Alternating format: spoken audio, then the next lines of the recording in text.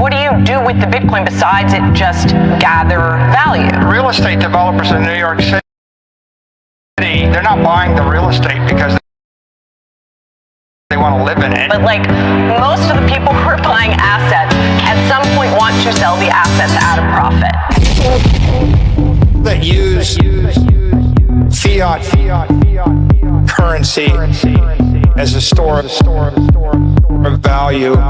We call them poor. We call them poor. People that use fiat currency, we call them poor. We call them poor. We call them poor. We call them poor.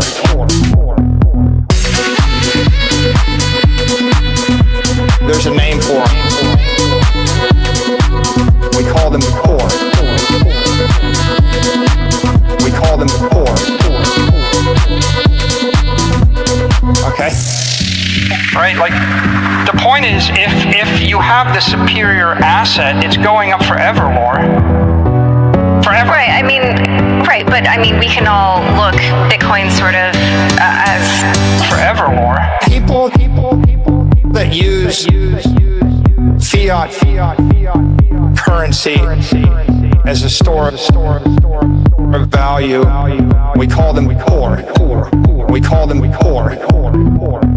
People that use fiat currency, we call them poor.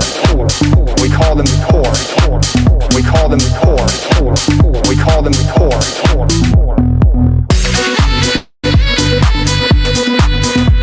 There's a name for them. We call them poor. We call them poor. We call them poor. We call them poor. We call them poor. We call them poor. Okay?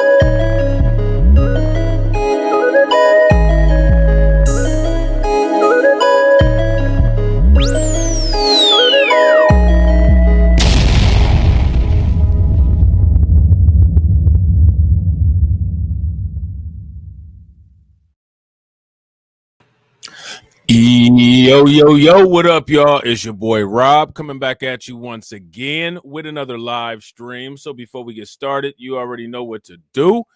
If you're not subscribed to the channel, make sure you hit the bell icon twice. Smash the like button, share this video out to all of your followers, and let's get it cracking. All right, so shout out to everyone who is in the building early. It's good to see each and every one of you. If you can hear me okay, please give me a thumbs up or a radiation emoji in the chat. If you cannot hear me or see me clearly, please give me a thumbs down or an angry face, all right? While you guys are doing that, I'm going to shout out everybody who's in the building early, all right? Shout out to Brooklyn Queen, mod extraordinaire. You already know. Make sure y'all do what she says. Shout out to my man DSB. What's good with it, bro? Shout out to DJ Elmo. Yo, I didn't know about this, man. Is this is for real? Neely Fuller Jr. passed away. He passed away today. Rest in peace to Neely Fuller Jr., man, if that's the case, man. A very, very, very, very, very, very, very, very brilliant Black American man. One of the intellectuals, you know what I'm saying? An actual intellectual, man, that had a very, very astute sense of the future and a real in-depth understanding of the world as it is today, man. You know what I'm saying? Shout out to him, man. He laid down lots of intriguing ideas, lots of interesting thoughts, lots of groundwork for people to build on, man. So shout out, and you know what I'm saying, fly high to Neely Fuller Jr. if that's the case, man. You know what I'm saying? Shout out to Carlton Way. What's good with it, bro? Shout out to DSB. All right, what's good with it? All right, so what we're going to do is we're going to summarize January. All right, my question for you guys is, how do you feel about January? It's finally over. All right, and you know what I'm saying? February starting off blood clot. February starting off blood clot. You know what I'm saying? But it's all good, though, because y'all know what to do when the blood clot comes. You know what I'm saying? Y'all know what to do when the blood clot comes. So it's been a lot of stuff going on, man. It's been a lot of geopolitical things popping off. You know what I'm saying? And it's been a lot of macroeconomic things popping off, having interesting influences on the cryptocurrency prices. All right. And we're going to look into that stuff. Now, I want to ask you guys a question. How do you all feel about Ethereum? If you pay attention to what's been going on, like in the last 3 to 4 days, the market has been extremely volatile, right? And what I find interesting about the volatility in the market is, for the most part, as far down as most things swung, Ethereum swung down extremely far, right? The only thing that seems to haven't been able to come back from the volatility is Ethereum. Did anybody notice that? If you guys noticed that, give me a thumbs up. If you did not notice that, give me a thumbs down. Shout out to my man DSB. I appreciate you, bro. DSB says, RIP to our warrior brother. Yeah, big facts, bro. Big facts. That's a huge, you know what I'm saying? You know, that's a huge loss, man. You know how you do to honor the legacy. You know what I'm saying? You build on what he laid down. So, you know what I'm saying? People need to really be diving into what he did and expand on it, modify it, you know what I'm saying? Make it up to date for 2025 and beyond. You know what I'm saying? Shout out to you, bro. Make sure y'all show DSB some love, throw some flames, some radiation emoji, and some ducks in the chat for my man DSB for funding the organization, and he bought y'all lunch. How do you think that we fund this organization, huh? We're not exactly the March of Dimes.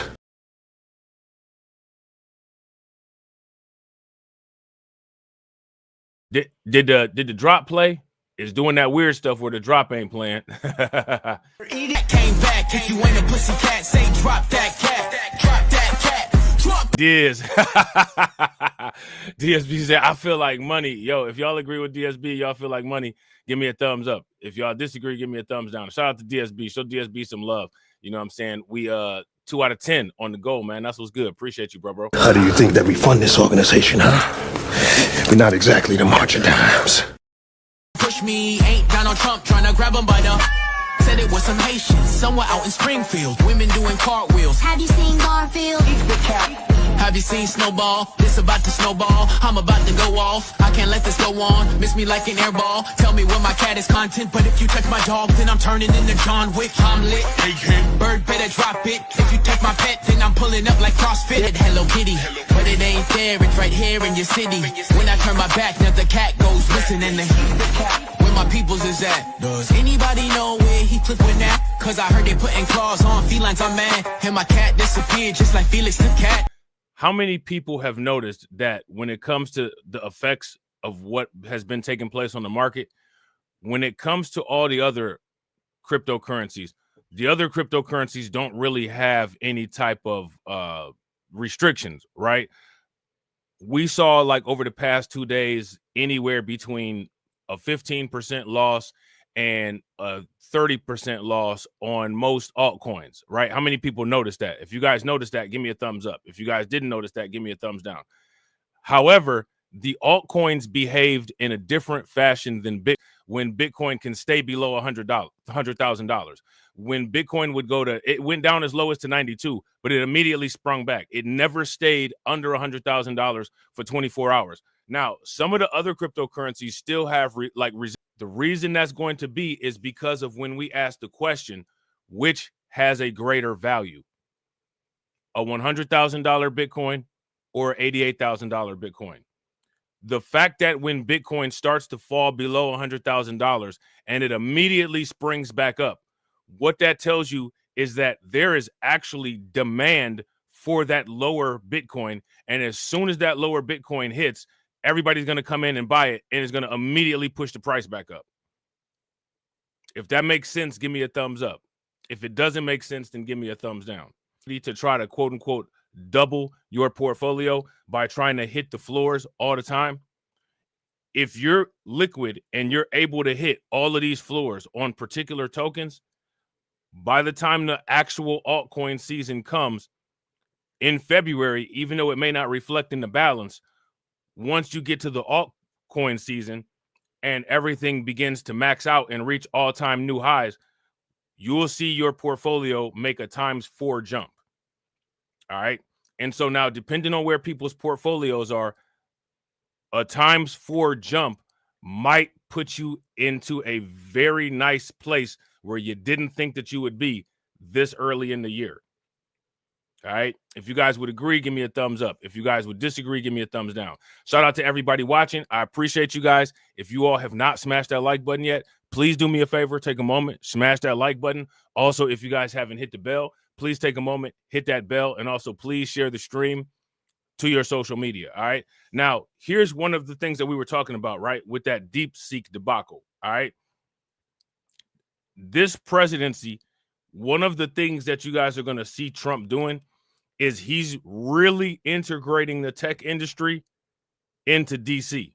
As a result of him integrating the tech industry into DC, my question for you guys is, what do you think that's going to do for American-based tech stocks and American-based crypto stocks? How is that going to increase the price? Shout out to my man, Jada Informant. What's good with it, bro?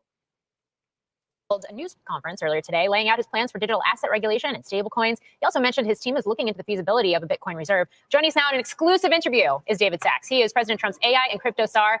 And David, it's great to have you on Overtime. Welcome. Good to be here. So that's exactly where I want to start with you. And that is the fact that you did talk about the need for this clear regulatory framework. Now, here's my thing, right? And I want to ask you guys how you guys feel about this. The fact that there is an AI czar and the fact that there is a crypto czar, of course, they're the same person, right? But there's an AI czar and there's a crypto czar. That would tell you that the United States government is fully invested at this point with this administration in making these companies succeed. If the United States government is fully committed to making these companies succeed, what can we expect from the United States government to do to these companies and to do for these companies? Let me know what you guys think. How quickly can you stamp this up?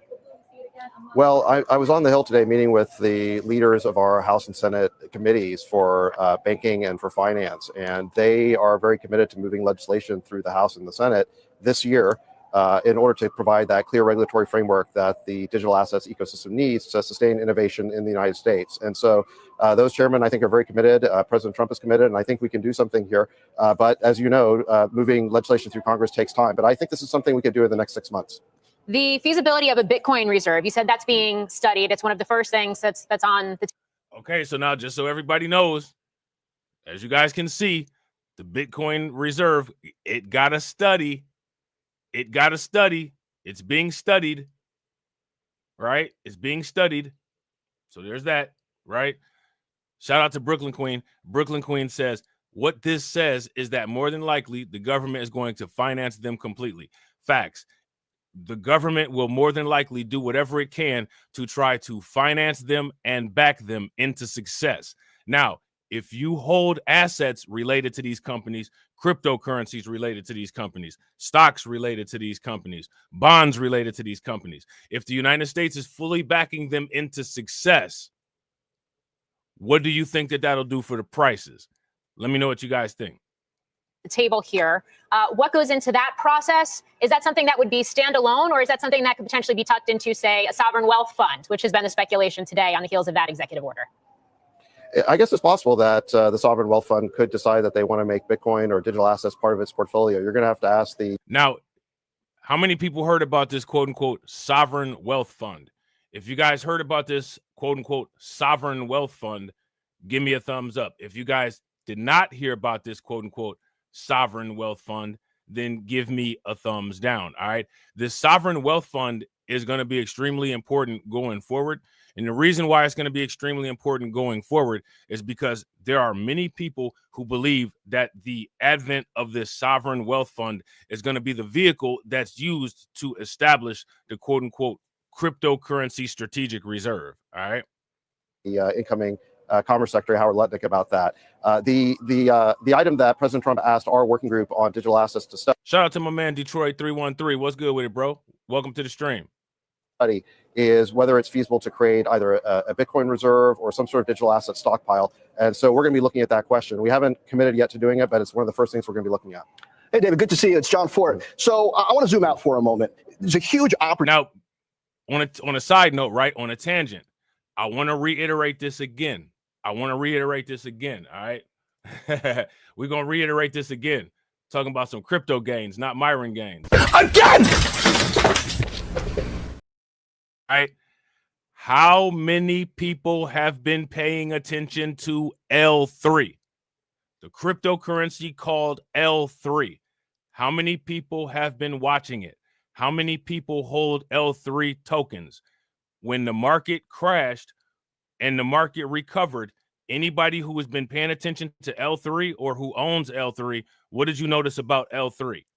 That's my question for you guys. Another one, what did you guys notice about Toshi? Opportunity here for you, for Silicon Valley, a number of entrepreneurs, investors who are in the Trump administration. I've heard from a number of people in Silicon Valley who are excited about what's possible. I also see a big risk in the sense that the scale of human impact in government is just different. We're seeing it in the reaction to some of what Elon Musk is doing initially. There's human impact domestically and globally. Is that in your mind at all? Because based on your success or not in these roles, it could affect perceptions of Silicon Valley for a generation or more. Well, I mean, you're getting a little bit outside my lane here, John, but if you're asking me what I think about what Elon's doing, I think it's terrific for the United States and for innovation and for Silicon Valley. We have a federal government right now that runs a $2 trillion deficit every year, and the country's almost $40 trillion in debt. And if you want to ask what is the biggest threat to American prosperity and to continued American leadership and innovation, you'd have to say it's our out-of-control deficit and debt. And I think Elon Musk, at the directive of President Trump, is actually doing something to get that spending under control, and I think we should be welcoming it. Yeah, I'm asking less, and thank you for that. I'm asking less about that and more about just the difference in the scale of human impact between working in government and making investments and cuts there versus doing it with software or with hardware where some in Silicon Valley are more used to operating. Well, I think it's quite amazing to bring software expertise to Washington. I mean, I'm seeing it here. Shout out to Carlton. Carlton says L3 is bullish right now, according to CoinMarketCap. It is down 8.38%. L3, if you ask me, and Toshi, those are two tokens that are sleepers right now that people are not really paying attention to. I've been investing in L3 since last year, and it's significantly increased in gains, and it significantly increases in gains every month. You can validate this by when you look at the chart.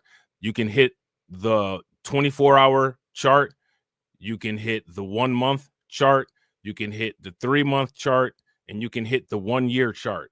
Now, shout out to everybody watching, right? We got enough people in here to be able to do this real time. Somebody grab the 24-hour chart, put the percentage in the chat. Somebody grab the 1 month chart, put the percentage in the chat. Somebody grab the 3 month chart, put the percentage in the chat. Somebody grab the 6 month chart, put the percentage in the chat. Somebody grab the 12 month, the 1 year chart, put the percentage in the chat. All right.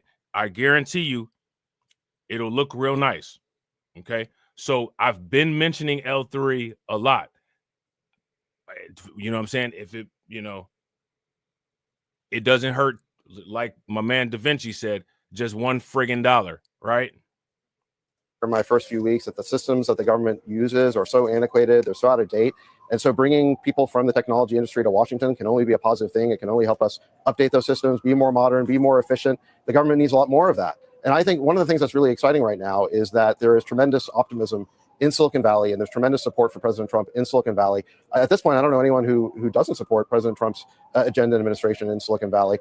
And so I think it's actually been terrific to be able to involve a whole lot of new people in government from the technology industry. And I think it's going to bring a lot of innovation to Washington, which is sorely needed. There it is. Shout out to Brooklyn Queen. Shout out to Carlton. Make sure y'all throw some flames, some radiation emoji, and some ducks in the chat for Carlton and for Brooklyn Queen. All right. L3 1 year, 27.6%. Carlton says whatever chart that he used, 32.45. Regardless of whose chart, right? Brooklyn Queen or Carlton, let me ask you this question. When it comes to your 401k, when it comes to your savings bonds, when it comes to anything else other than crypto that you might be invested in, how many people can say that whatever their investments are, their investments have increased between 27 and 32% over the last year? If you can say that, give me a thumbs up. If you cannot say that, throw some tears in the chat. See that? 6 month chart, 162.17%. I keep telling everybody about L3. Now, here's the question, right? When it comes to L3, if L3 is doing this right now, and on top of it, no one's really talking about it. Has anybody come into any type of articles or any type of, public information about L3? Not so much, right? If L3 is doing this right now, when altcoin season comes, what's going to happen? What do you guys think is going to happen with L3? That's my question. Shout out to Detroit 313. Detroit 313 says on March 10th of 2025, Federal Reserve is migrating on ISO 20022 coins. So here's my question, right? The ISO coins. Y'all know what those coins are, the good old coins, the MAGA coins, right? What's going to happen to the values of those coins?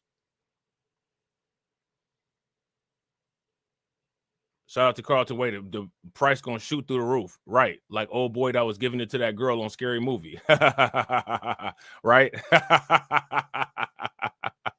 Shout out to Brooklyn Queen. L3, 3 month chart, 104.93%. Now, here goes my question, right? Why is it that you're not really hearing very much about L3? As far as I know, I'm the only person that is really even mentioning L3. L3 has been doing really good. I started with a small amount of L3, then I started buying a little bit more L3, and then I've continuously increased how much I've been buying of L3, and I haven't had a loss yet. On the heels of the 10% tariffs, China overnight saying it's going to launch an investigation into Google over alleged antitrust violations. How are you gaming out the impact of trade tensions between the two countries on tech? Is this something that you're advising the president on in terms of the dynamic and how it affects things like technology? And now check this out, right? Now, here's the thing, right? I think that there's going to be, like what we're seeing in the market right now, currently, believe it or not, I think that there's going to be even more down current in the market. I think that things are going to crash substantially further, right? Now, why do I think that's going to happen? I think that's going to happen because I think that a lot of the reason why Trump is doing so much of the noise that he's doing now is for two reasons. I think one thing is that some of this stuff that he wants to get done, he actually does want to get done. But for the other reason, I think he understands how the market works and he understands the buy the dip thing. So he's doing geopolitical chess moves, if you want to call them that, and he's doing geopolitical and macroeconomic maneuvers to purposely get the markets down to near floor. Once the markets get down to near floor, all the people who they want out of the market are going to be out of the market. And the people that they want to be in the market are going to be the whales who scooping everything up at these low prices.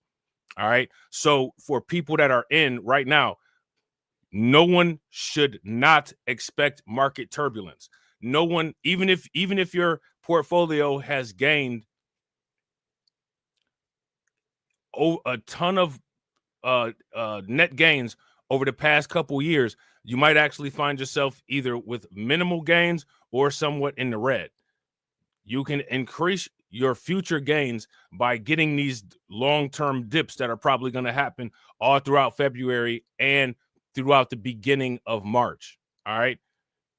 Because what I believe is happening right now is not only happening intentionally, but it's also market manipulation. And if you ask me, this is Trump manipulating the market too.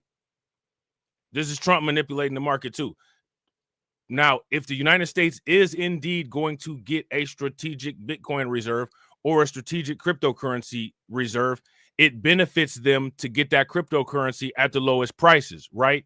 If you guys would agree, give me a thumbs up. If you guys would disagree, give me a thumbs down. So I wouldn't be surprised. The United States is probably not going to want to start purchasing its cryptocurrency reserves at the highest prices. It's probably going to want to try to start purchasing its cryptocurrency reserves at a discount, not at a premium. So if they can influence a discount, more than likely, they probably will. And if you ask me, this is what you see right now. In addition to, yes, there are some objectives that they want to get done with some of the stuff that they're doing. But if you think that a market shakeout isn't happening, you know what I'm saying, I would reevaluate why you may or may not think that.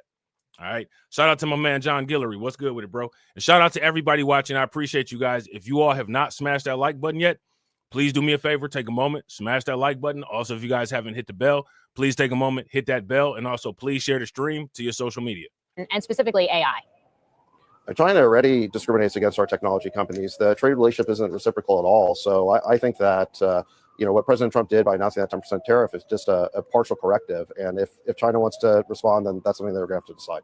David, recast for us, if you will, the value of Bitcoin. So I've heard that China has responded to the tariffs, right? United States, Trump recently put a 10% tariff on China.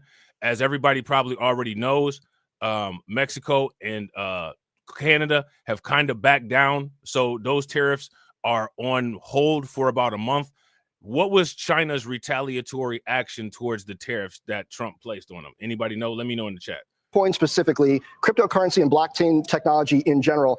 As we're now in the Trump administration era, we're in the back half of the 2020s. Back 5 years ago plus, there was talks about using it as a means of buying things. Now it's more about the store of value and the way perhaps hedge against inflation in various currencies. What do you see as the real value in the real? Oh, also, just so everybody knows, just so everybody is aware, BLR2 is fully active again. All right.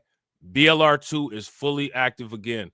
So if you're not subscribed to BLR2, please take a moment, subscribe to BLR2. If the mods could put the link to BLR2 in the chat, I greatly appreciate it.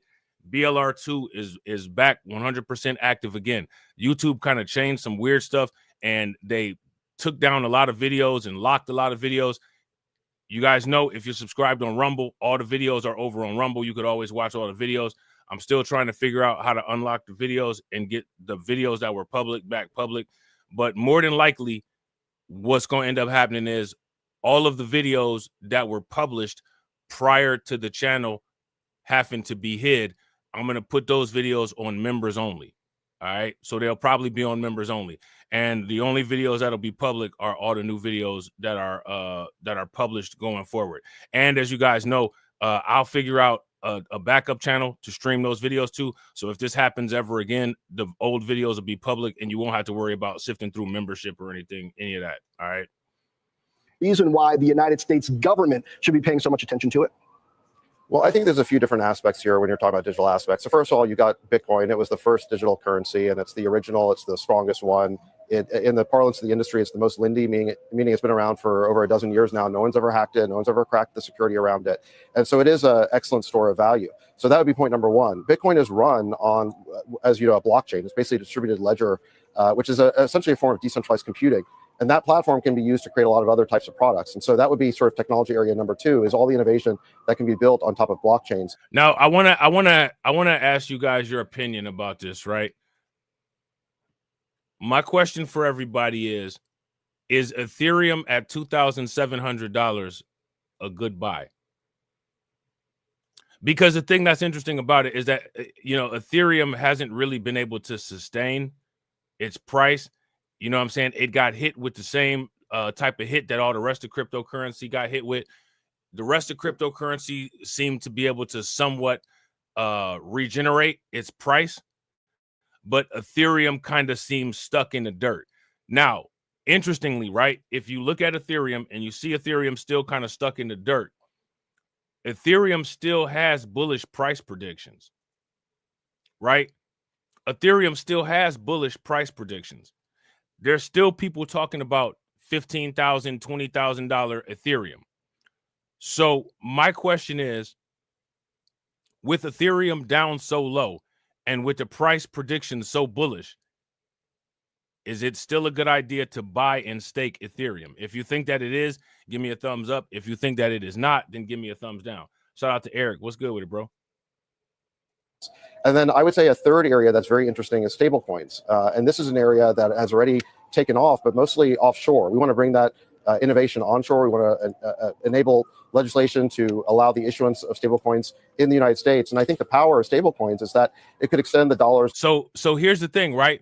With Ethereum, if people are going to be dollar cost averaging Ethereum now, starting at the $2,700 prices and beyond, my question would be, what should the phone alerts be that we put in for Ethereum? Shout out to Carlton. I ain't mad at it. Carlton said, to be honest, I've been more bullish on XRP because I can afford it a lot more than Ethereum. Hey, nothing wrong with that, bro. Ain't nothing wrong with that. But at the same time, though, you got to remember, whatever you buy only costs what you buy. So, you know, really, you know, you can afford anything, right? And, you know, if there's a XYZ percentage increase in Ethereum, it's going to increase your dollar amount the same as a XYZ percentage increase in XRP. It's just going to look like you have more because you have a higher nominal amount of XRP, right? Shout out to John. John says, maybe since Trump's company and whales are buying so much, that's why it's still at that level. I think it's a good buy since I think more ETFs are getting created for it. Yeah, that's a fact. If y'all agree with John, give me a thumbs up. If y'all disagree, give me a thumbs down. Dominance internationally, extended online, digitally, and create potentially trillions of dollars of new demand for our U.S. treasuries, which could help support our debt and bring down long-term interest rates. So I think these are all three very exciting areas of digital asset technology. All right, so there's that. All right, pretty interesting. Pretty interesting. All right, so I had this on the docket for a while ago, and I wanted to show it, and we kind of didn't get a chance to look at it, right? So, you know, don't really pay attention to the Bitcoin price that they talk about here, because this is an old Bitcoin price. But what's significant, right? And this is one of the reasons why I said, you know, we're going to start paying attention to these companies that hold Bitcoin, is because if you ask me, with these new accounting changes, right? With these new accounting changes are going to cause a lot of these companies that hold Bitcoin to have a sudden skyrocket in their stock value, similar to what people saw with MicroStrategies, as a result of accounting standards now classifying Bitcoin gains as net income and allowing people to classify Bitcoin as an asset on the balance sheet. That does what to the total value of a company? Let me know in the chat. And shout out to everybody watching. Again, I appreciate you guys. If you all haven't smashed the like button yet, please do me a favor. Take a moment, smash that like button. Also, if you guys haven't hit the bell, please take a moment, hit that bell. All right. Also, please share the stream to your social media. We got 16 people watching. Shout out to the 16 people watching, and we got 13 likes. Let's try to get the 1-to-1 ratio. We need 3 people watching to hit the like button. All right. And let's try to get the likes to 29. Rises back above $105,000. Asset management giant Apollo launches a tokenized fund with Securitize. And Stephen Lipko, shout out to Win Loser Rug. What's good with it, bro? Of Swan Bitcoin, discusses his market outlook and how Trump's crypto ventures could affect the industry. Welcome to CNBC's Crypto World. I'm Brandon Gomez. Digital currencies are on the rise this morning. By noon Eastern, Bitcoin jumped back to the $105,000 level. Ether climbed to $32.79, and XRP rose to $3. So now, if you guys pay attention to this, right? Actually, I had said don't pay attention to the cryptocurrency prices. Maybe it's not a bad idea to actually pay attention to the cryptocurrency prices, right? Last time I checked, before I went live, Bitcoin was like at about $100,600, right? Now, Ethereum is significantly lower than 3,200. Like I said, if I'm not mistaken, Ethereum is sitting at around 2,700. XRP is also significantly lower than $3.12. If I'm not mistaken, XRP is what, like around $2.70, $2.80. Somebody let me know the updated prices in the chat. So now, if that's the case, right? If you ask me, because we know all of these will probably, at some point, even possibly within the next week, jump back up to these prices and then they'll fall back down. Are things in a good buying range right now? Shout out to Daniel Alvarado. What's good with it, bro? Yeah. Is everything in a good buying range right now? If you ask me, if you look at these old prices, which we know everything will go back to, probably at the very least by the end of the month, under $2 Ripple, under $3,000 Ethereum, 100,000 and below on Bitcoin, I wouldn't not pull the trigger on that.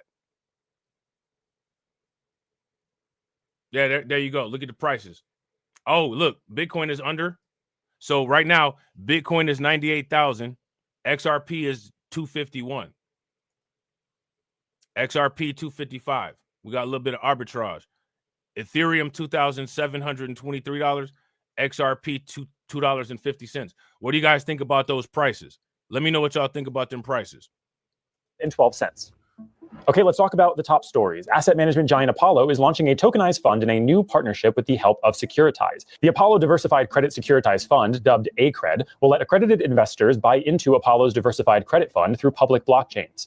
ACRED. Look, shout out to Daniel. Daniel said I traded XRP for Bitcoin, baby, before it went down. Hey, I'm not mad at it. I'm not mad at it.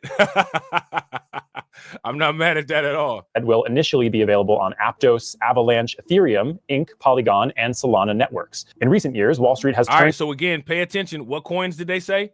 Apollo and Securitize announced partnership and launched tokenized access to credit fund on Aptos, Avalanche, Ethereum, Inc., Polygon, and Solana networks. If you ask me, I'm pissed about my Polygon, man, and I'm still at Coinbase to try to get it back, but I bought some more though. People are sleeping on Polygon. It is like right now, Polygon is meme coin prices, and I'm not gonna lie. All the Polygon that I had, all that Polygon that I lost, all 642 tokens, I had bought all of that, and like currently, I'm at a loss. Because I bought it on the dips, but I bought it on the dips during alt season, right? So when I had bought a lot of that Polygon, I was buying it at between 80 cents and $1.10, right? So I lost a ton of money on that Polygon. And to be honest, I haven't really bought any since, except for when I recently bought some.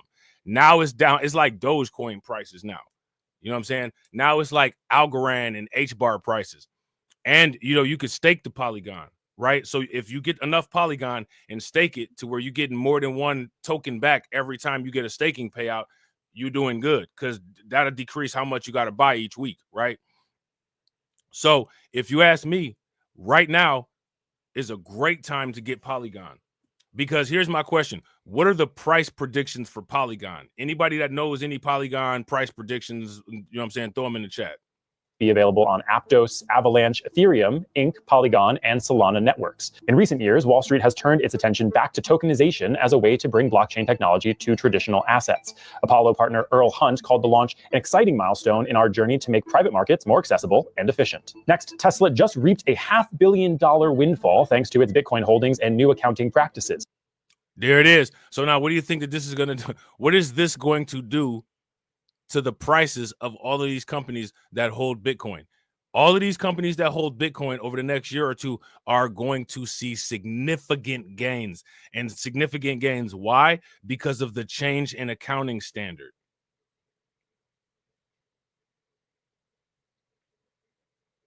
You know, I actually wouldn't disagree with that. If you guys agree with Daniel, give me a thumbs up. If you guys disagree, give me a thumbs down. Daniel says alts are going to stay on the low end compared to Bitcoin. That's why Trump is hesitant to pull the Bitcoin reserve trigger. Yeah. Now, here's the thing, right? I think that ultimately the Bitcoin reserve trigger will get pulled, but I don't think that it's going to get pulled immediately like everybody thinks it's going to get pulled.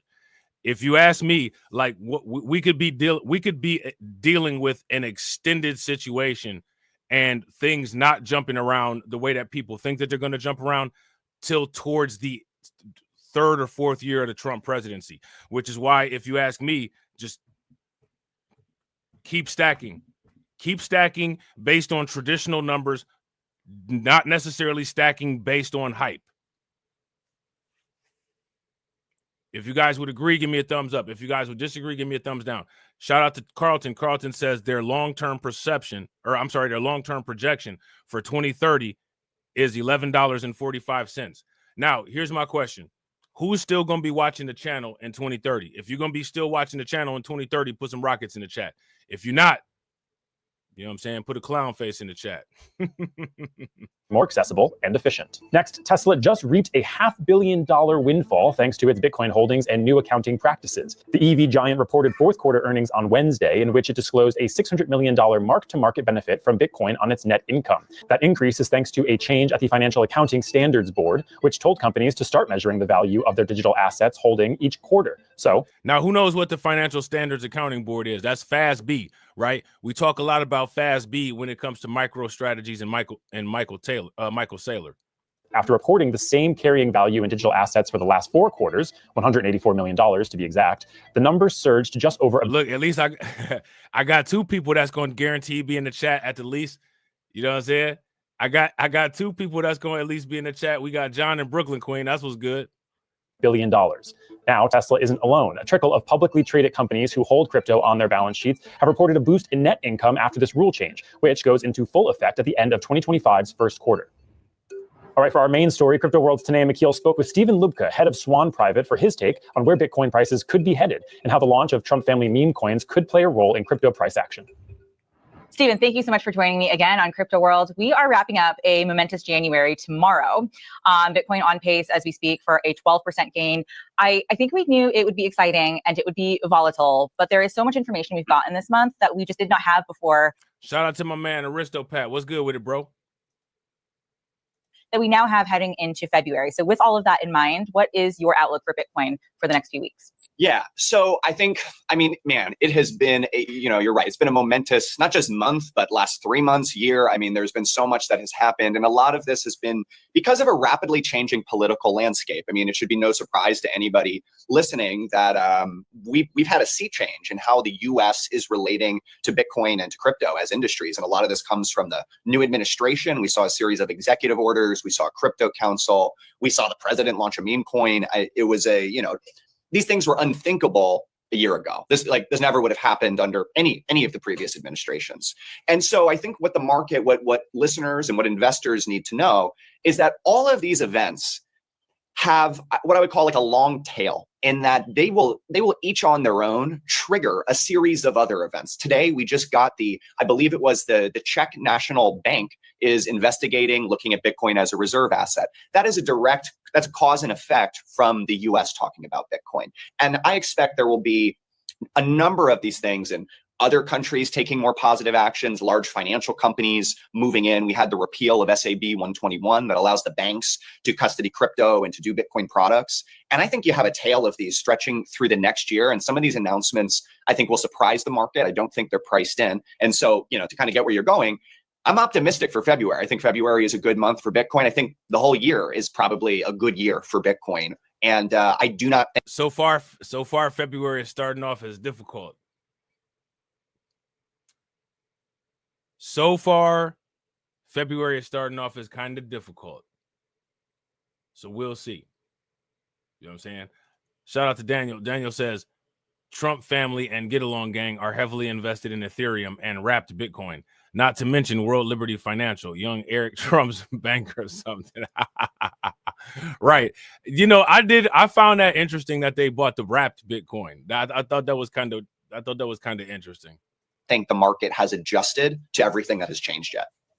So we're at above 100K now. Many people are looking at 200K, possibly more, given everything that we've learned in January, by the end of the year. Where do you think we are on that journey from 100K to 200K by the end of February? I know we gained a bunch in January, but directionally speaking, do you expect more chop? Is it going to be a little quieter this month? Now, let me ask you guys this question. It's funny how they phrase this, right?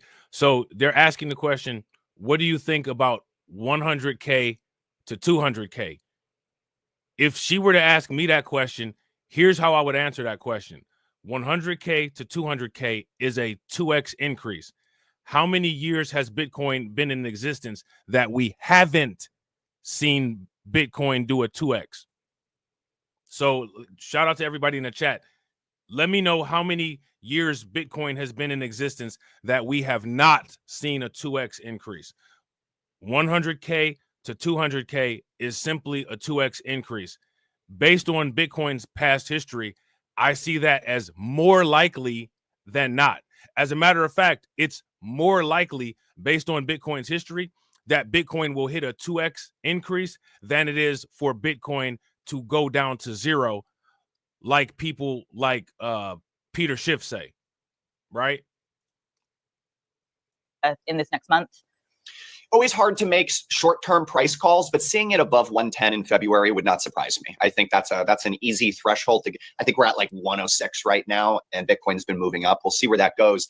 I think the main thing that has kept Bitcoin not being much higher already has. So now here's another thing, right? If you ask me, Bitcoin is maintaining at high 90s to 100,000s, which means we have, again, what we talk about as far as the ceiling floor.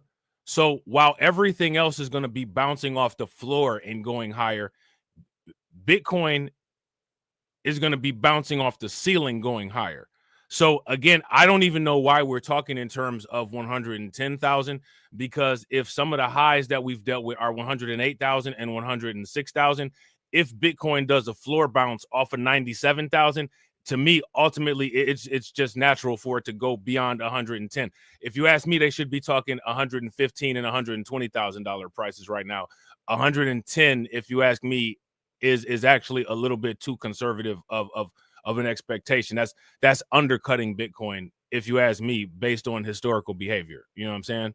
It's actually been the equities market. It's what happened with NVIDIA. It's what happened with the S&P. The Bitcoin market itself seems incredibly structurally bullish. And I think as soon as the pressure from equities and other assets lets up, which I expect it will, you're going to see this start to climb. And so seeing it above 110, maybe above 115 next month, short term's hard, but seeing it either at or surpass 200 by the end of the year is. Now, here's another thing that I want to just introduce, right? I want to ask this question and see what people think about it. When it comes to cryptocurrency, quote unquote, market volatility, right? When it comes to this idea of cryptocurrency market volatility, how many people actually buy into the idea of cryptocurrency market volatility? If you guys buy into that idea, give me a thumbs up. If you don't, give me a thumbs down. Now, here's what I suggest, right? I suggest it's not cryptocurrency market volatility.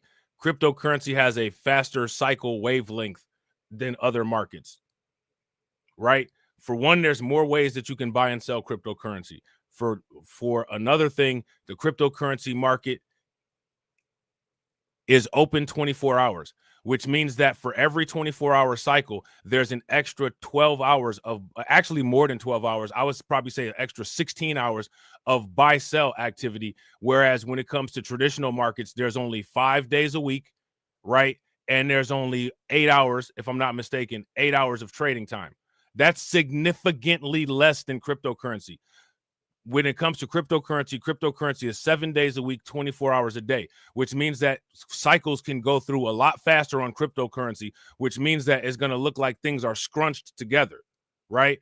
But if we stretched those things out, if you ask me, more than likely, if we stretched it out and put it on top of a traditional market chart, you would see that the volatility is similar.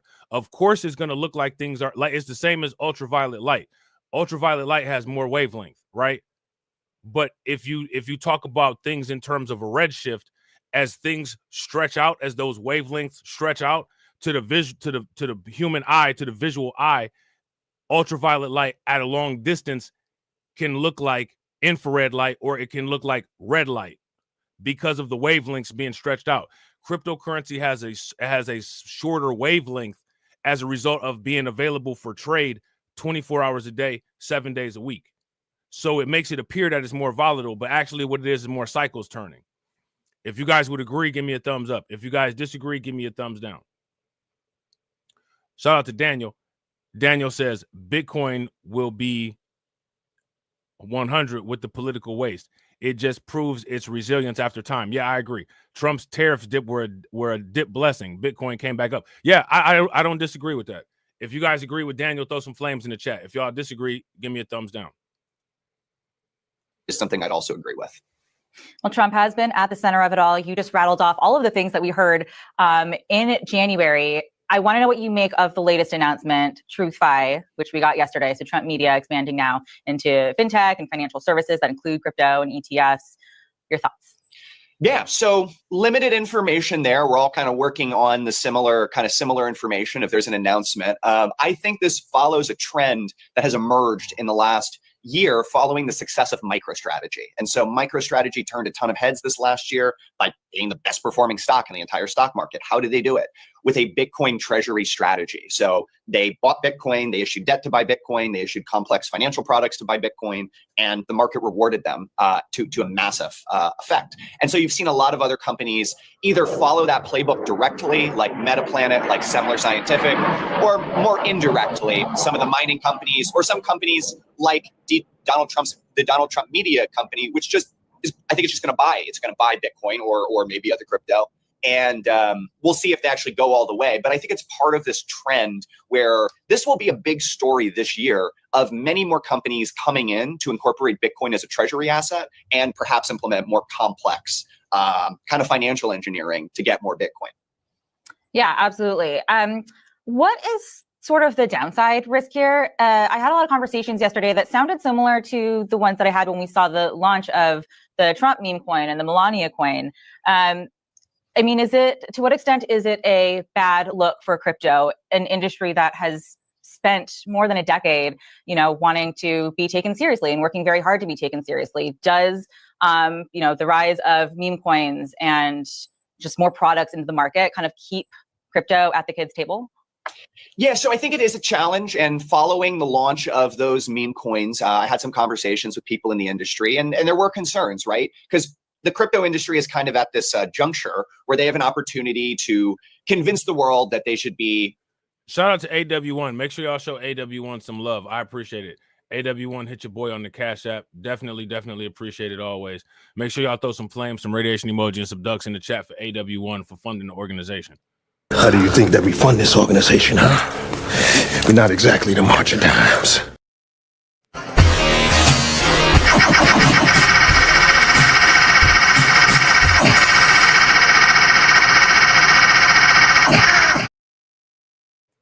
Taken seriously and should be a material part of U.S.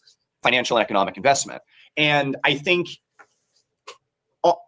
on average, this makes it a little bit harder because you're saying, okay, what do you guys do? Well, you do meme coins. Like, it's hard to take that super seriously. So again, like, you know, there's the meme coin hate, the meme coin hate that just keeps coming, right? And like when people start with the meme coin hate, it really just kind of shows that hidden inner Bitcoin maximalist, right? Again, when it comes to the meme coins, the way that people try to discount the value of meme coins, when you look at coins like Pepe, when you look at coins like Dogecoin, it's you just kind of the Bitcoin maximalists are actually starting to sound like the anti-Bitcoin people. It's really fascinating to see. You know what I'm saying? A shout out to Daniel. Daniel says, "Thanks, brother. I have to go hold your bags. Don't get scared on selling. This is key in the Bitcoin crypto game." Yeah, that's facts. Facts. You know what I'm saying? So this is what we're talking about the market and the whales trying to shake people out. People see these dips and they get scared. When you see these dips, your eyes should light up and you should say, how liquid am I? What can I do right now? You know what I'm saying? Strengths, weaknesses, opportunities, and threats. You know what I'm saying? You can apply the SWOT analysis model to the cryptocurrency market or to any financial market. I don't think it'll impact too much, but it is a hurdle to overcome. I think it does add some challenges. And it's part of a larger story of kind of a tale of two markets. And this is something we've seen this year that's been notable. In all of the previous kind of Bitcoin and crypto bull runs, generally speaking, Bitcoin and crypto went up together. They grew and rallied, and it was kind of one large market theme. What we've seen. Look, hey, shout out to Carlton, right? Carlton said Doge can reach $500 and people will still hate on it. What's the utility? Listen, check this out, man. I'm about to show y'all some stuff. I don't use YoBit anymore, so I'm gonna just show y'all my YoBit, right? Y'all seen my YoBit before, right? Hold on real quick. Don't get me started, man. Don't get me started on freaking YoBit. Hold on real quick. While you guys are HODL for me, while y'all holding on for me, give me a second here. See, hopefully they don't make me put this code in and take up all this extra time. All right, bet. So I never do this. All right, never do this, because all you're gonna do is just piss yourself off. Okay, never do this. So I'm warning you right now. Don't do what I'm doing. All you're gonna do is piss yourself off. All right. Now look at this. Check this out. This like I said, I don't use this exchange no more, and none of these balances, I don't have access to them anymore. Right. Shout out to my man Win Lose a Rug. Win Lose a Rug said had a convo with a monolithian earlier. Bro is another Bitcoin skeptic, just irrational for no verifiable reason. It's wild. Anti-wealth, man. Now look at this, right? I don't know if you guys are able to see the values. I'm gonna make the screen a little bit bigger. Let's see. Hold on. Yeah, there we go. Hopefully that's big enough, right? All right. So we just gotta talk about this, right? Because this is the irritating stuff right here. You know what I'm saying? Your boy still has 0.07 of a Bitcoin over here worth of crypto. As you can see, it's reserved in orders, whatever the hell that means. And we just not gonna give it to you and shit. You know what I'm saying? We just not gonna give you your shit. So as you guys can, this is $7,000 right here that I can't do shit with. You know what I'm saying? This is $7,000 right here that I just can't do shit with. Now, do you guys remember those screenshots that I put into the chat?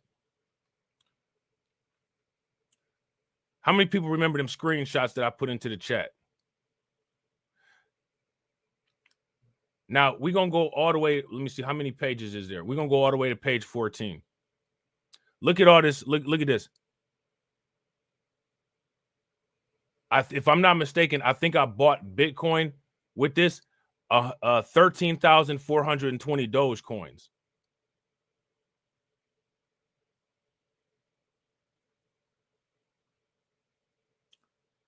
$13,020 Doge coins. This is what I'm saying. Like, don't never go back and look at none of this old shit.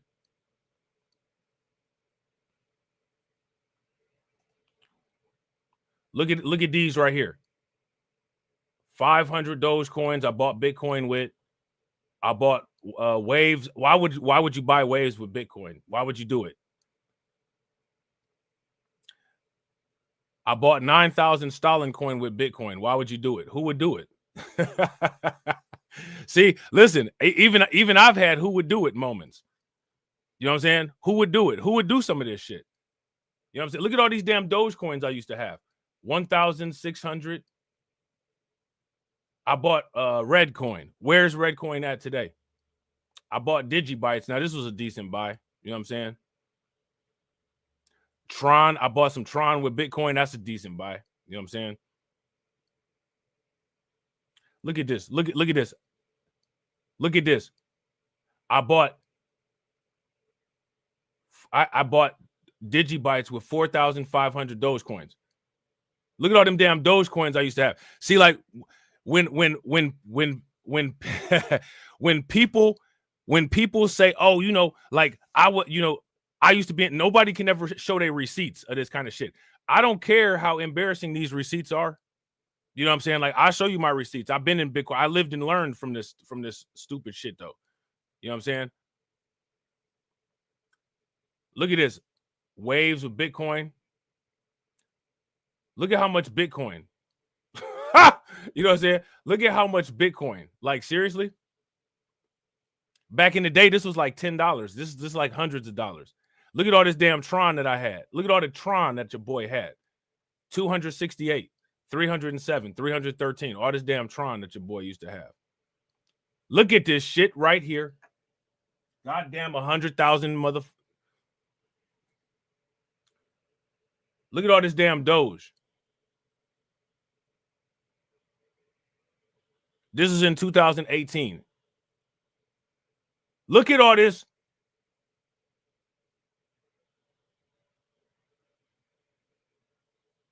All this damn Doge. Look, shout out to Win Luther Rugg. Win Luther Rugg said, don't bother digging through the wreckage, bro. Bro, look at this, man.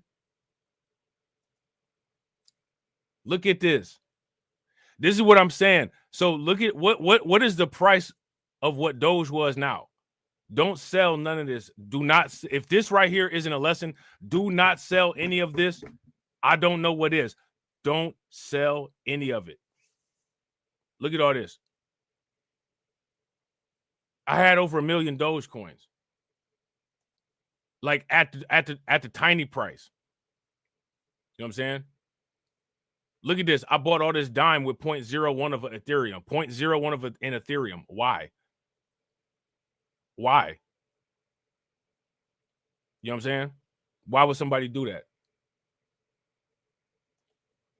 Shout out to Carlton. Strange flexes, right? These some strange flexes.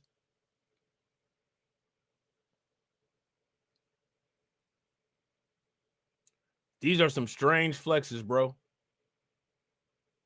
Look at all this damn Dodge. 3,405. Another just blown XYB. Well, I don't even know what XBY is. What is XBY?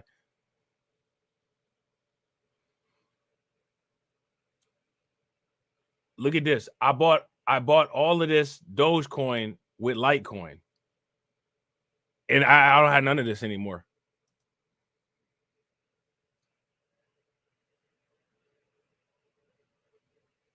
Like I was just trading for like just to trade. You know what I'm saying? Like, look at this. Look at this. Look at all this Ethereum just wasted. You know what I'm saying? Look at all this just Ethereum just wasted. No, actually, I was selling waves for Ethereum. I think I was getting Ethereum. This is when I had to get all this stuff off of here. And then, like I said, as you guys can see, you know what I'm saying? Like today, they still got 0.07. They still got 0.07 of a Bitcoin that I can't, like, of my money that's just locked. Like I can't do, like, as you can see right here, I'm logged in. There goes my name right there. Balances, estimated equivalent, 0.07 of a Bitcoin. Can't do shit with it. Reserved in orders. This shit been reserved in orders for years.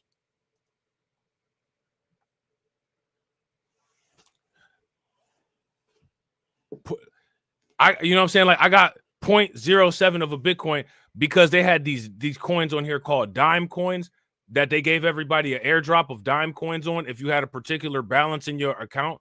And the dime coins are pegged to a Satoshi, right? So one dime coin equals one Satoshi. And then they just said, we ain't giving it back to you. We just not gonna give it back to you. You know what I'm saying? Shout out to AW1. I appreciate you, bro. So far, so good. Your boy getting a late start, but it's all right though. So yeah, man, I don't mess with YoBit no more. But one of the things about YoBit back in the day was YoBit was one of the places where you could get some of those. Like you really couldn't buy Dogecoin just anywhere. You know what I'm saying? Like you had to buy Dogecoin on like exchange like YoBit.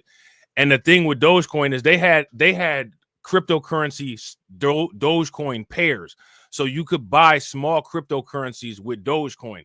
That's one of the reasons why I used to have so much Dogecoin on there, and I would buy smaller cryptocurrencies with all the Dogecoin that I had. And back then, you know what I'm saying, like for the most part, like shit, like $100 to give you like 1 million Dogecoins.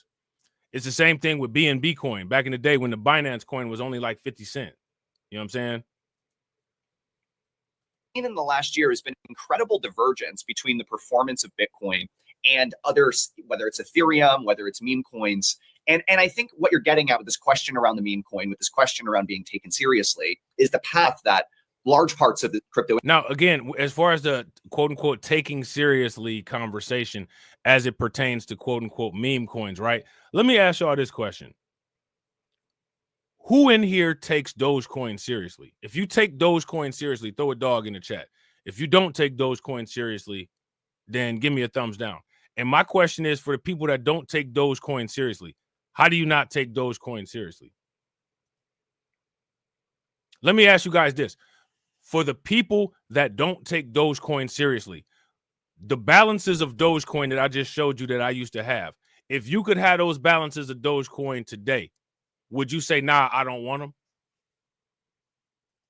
Would you say I'd rather have US dollars? The industry have I think made it so people are rotating very quickly between these hot assets. It's much more speculative. It's much more like gambling. And, whoever is not trying to do that, the projects or the companies that aren't trying to do that. But see, what he's saying right here about the meme coins, I disagree. Let me ask you guys this question. How many do you all think that the hardcore meme coin people in the meme coin communities think that their meme coin is a gamble? Like, do you think that the Dogecoin people think that Dogecoin is a gamble? Do you think that the Shiba Inu people think that Shiba is a gamble? Do you guys think that the Bonk coin people think that Bonk is a gamble? You guys think that the Mog people think that Mog is a gamble? I think that people watching the charts that want to try to, get in on the gains of the meme coins, they might treat it like a gamble. But they're not treating the meme coins any different than they treat any other asset that they're day trading, right? Now, the people that are invested in Dogecoin, we're invested in getting Dogecoin to a penny. Now we're invested in getting Dogecoin to $1. Probably next they'll be invested in getting Dogecoin to $10. I don't think that those people look at it as speculation. Those people actually have faith in the meme coin. So being somebody from the outside looking in, would say, yeah, these are speculative assets. I don't think for the people within the meme coin community and the meme coin whales, I don't think they see it as speculation. I don't think anybody that's a part of the Dogecoin community thinks that Dogecoin is speculation. And honestly, if you ask me, the historical price behavior and the historical gains that Dogecoin has earned, I think that they kind of solidify Dogecoin as this is a real thing. And if you ask me, when people say, well, what is the value?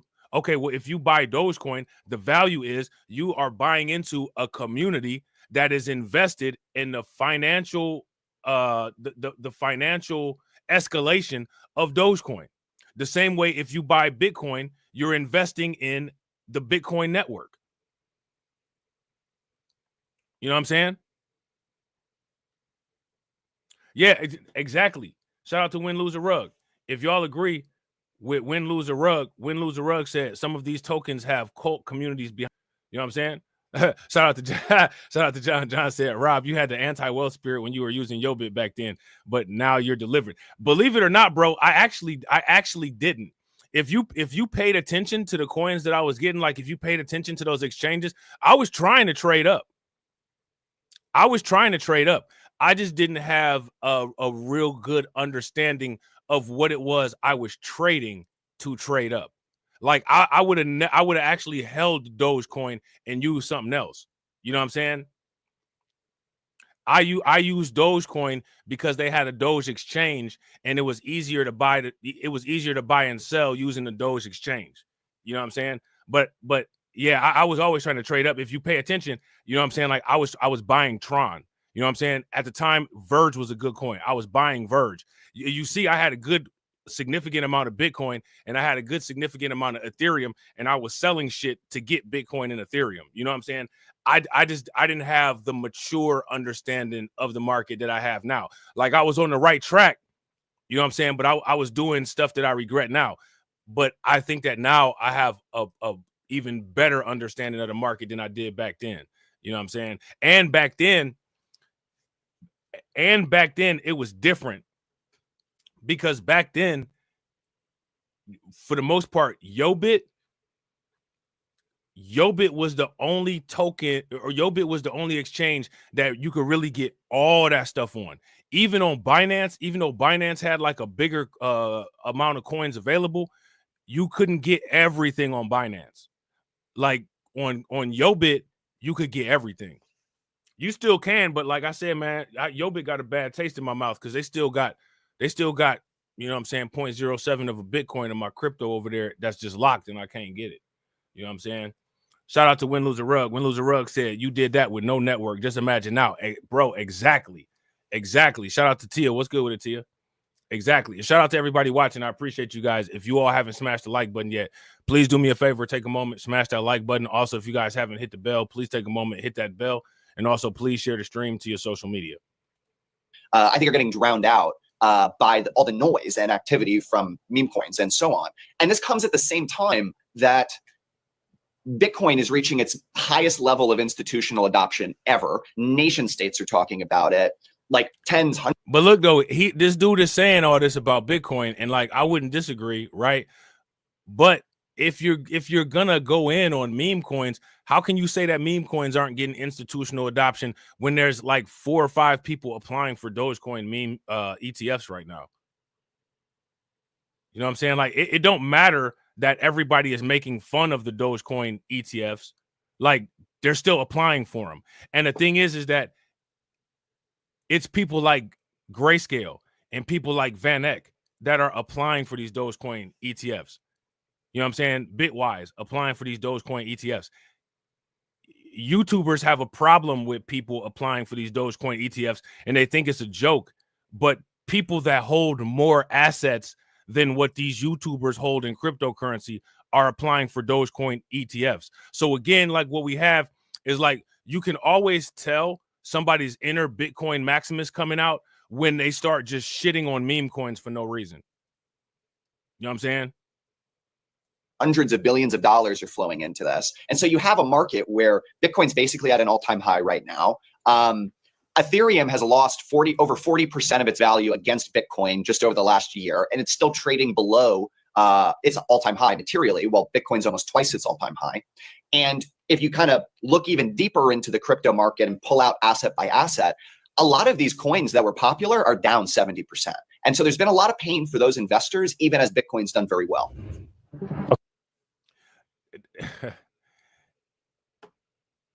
I mean, again, you can't say that about Pepe and Doge, though. You know what I'm saying? Like, again, like, you know, everybody will take out these new meme coins and be like, you can't put any faith in meme coins. And then they'll take out brand new meme coins, but they won't show like old school OG meme coins like Doge. You know what I'm saying? Like Doge has outperformed Bitcoin. I'm going to keep saying that. You know what I'm saying? Because it's true. You know what I'm saying? Like it's true. That's not a false statement.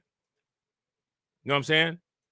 So how many people are invested in Coinbase stock? If you're invested in Coinbase stock, give me a thumbs up. If you're not invested in Coinbase stock, then give me a thumbs down. All right. This is an article from Reuters. Coinbase urges U.S. regulators to clear path for banks to offer crypto services. All right. So now let me ask y'all this question. When banks begin to offer crypto services, what happens to the price of crypto? What happens to the value of your portfolio when this happens? Coinbase Global on Tuesday renewed its call for U.S. banking regulators to clarify or revise their position on banks offering cryptocurrency services, as well as potentially doing tie-ups with companies in the digital asset sector. The crypto exchange's move comes amid a broader industry push to lobby lawmakers for a regulatory framework to support the sector's growth. Now, you guys remember there was a time when the banks were anti-cryptocurrency, right? There was a time when the banks were anti-cryptocurrency. Now the banks see all the value in cryptocurrency and they're pro-crypto. So what the banks and anti-cryptocurrency people effectively did was they effectively scared millions of people out of potential wealth, all while collecting and accumulating cryptocurrency. And now that they are holding massive amounts of cryptocurrency, they're saying, go ahead and open up this market to everybody. So this is what I'm saying. All the people of the past who were anti-cryptocurrency, I would ask people to say, invite those people to show you their cryptocurrency holdings.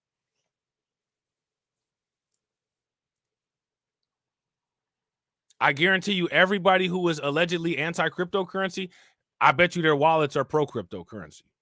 You know what I'm saying? So now here it says most traditional U.S. banks have steered clear of digital asset firms, citing lack of regulatory clarity. All right. For the last several years, U.S. bank regulators have unilaterally and undemocratically barred banks from offering crypto services. All right. And this is part of what they call Operation Choke Point 2.0. All right. This is what is part of Operation Choke Point 2.0, the quote unquote debanking. Okay. Coinbase Chief Policy Officer Faryar Shirzad said on social media platform X. Now look at this. This is what I said about pay to play. The industry had donated millions of dollars to back Donald Trump's return to the White House. Crypto industry backed Donald Trump with millions of dollars. So again, you got to pay to play, right? Everybody else is telling you to pay with picket signs. When is the last time you went into a place with a picket sign and was able to get something back for it? If anybody can cite that event happening, I'd appreciate it. You know what I'm saying? If there's anybody out there that can cite somebody going to somewhere with a picket sign and exchanging that picket sign for a valued good, let me know when that happened.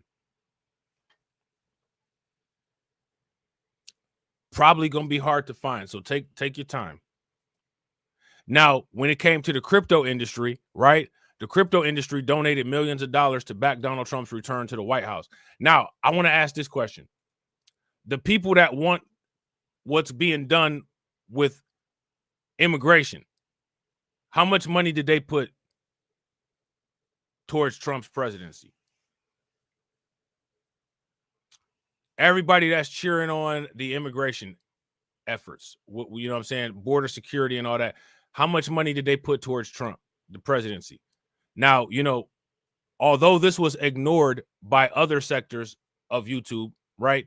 We talked about it, right? We took a hit on engagement and channel growth to talk about it, right? But we talked about it. And when we talked about it, we showed all the different companies that put money into Trump, into funding Trump, right?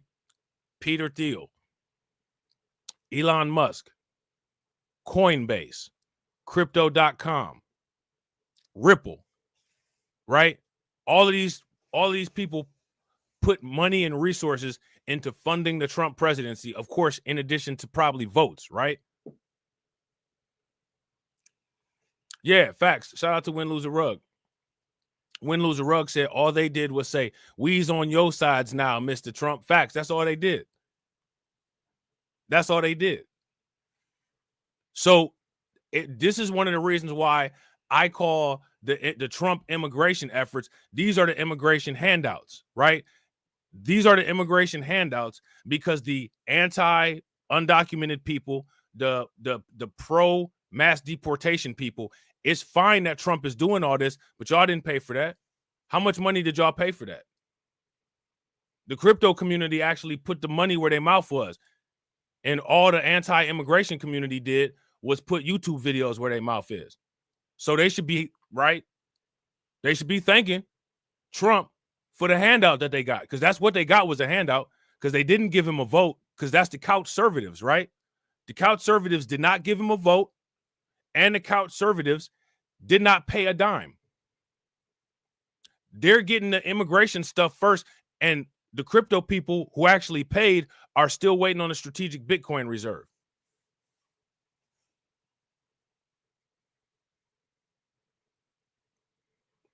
Now, here's the question, right? Is that the truth? Is that facts, or is that false? Is that me making something up, or is that actually what happened? Let me know in the comment section. All right. The industry had donated millions of dollars to back Trump's return to the White House as it sought making cryptocurrency regulation a top priority for the new administration after years of enforcement action that companies have criticized as overreach. All right. And as we know, it's your girl, Elizabeth Warren, leading the charge on that. Shout out to Win, Lose, or Rug. That's facts. It's facts. It's facts. You know what I'm saying? It's facts. It's just what it is. If somebody can, if there's anybody out there that can tell me the source of where $1, one friggin' dollar, right? $1 friggin' of quid pro quo for the border security and immigration reform effort came from, let me know in the chat. But they got it, but they got it anyway. And the crypto people who actually paid, it's arguable that the crypto people haven't gotten what they paid for yet. And they put up mad money. They put up way more money than the anti-immigration people did. You know what I'm saying? Shirzad also sent a letter to top U.S. banking regulators, including the Office of the Comptroller of the Currency, the Federal Reserve, and the Federal Deposit Insurance Corporation, urging them to permit banks to offer services tied to the cryptocurrency sector. Now, the FDIC needs to start buying Bitcoin and start backing digital assets at traditional financial institutions with Bitcoin. If you guys would agree, give me a thumbs up. If you guys would disagree, give me a thumbs down.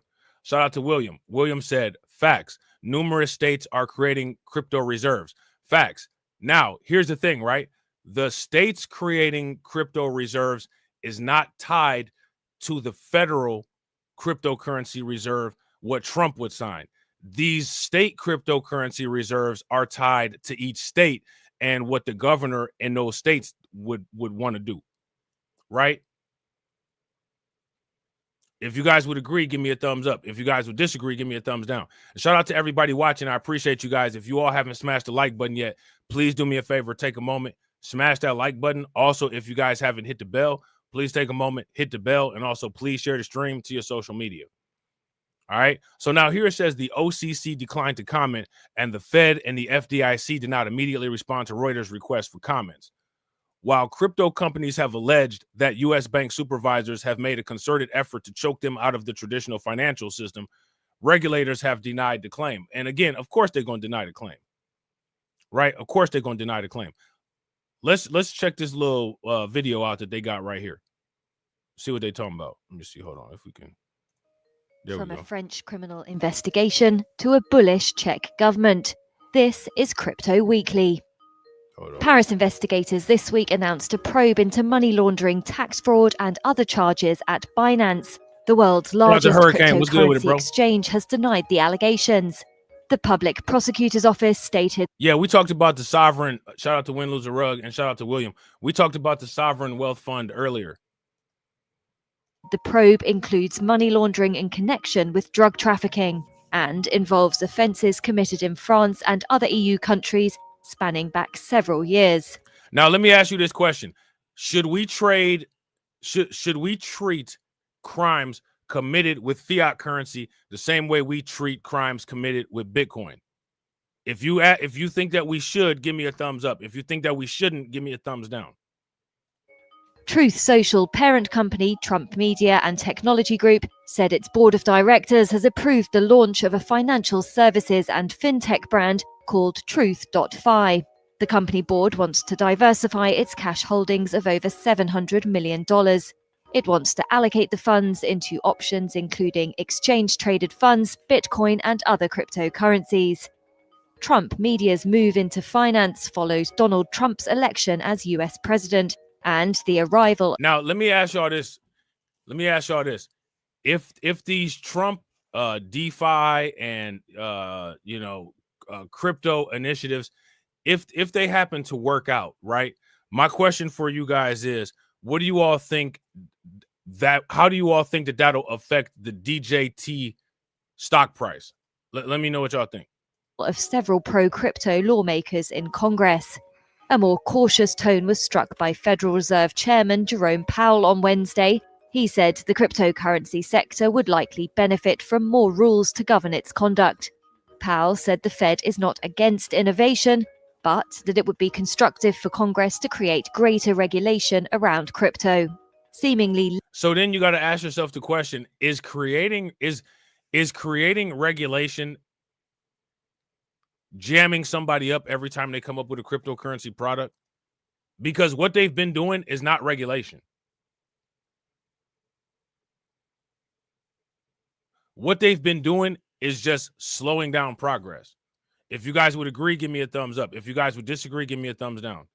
Now, shout out to William. William says there needs to be more research. The working behind them may be different, i.e. backing transfer of funds, actually tracing the criminal. If you ask me, I disagree.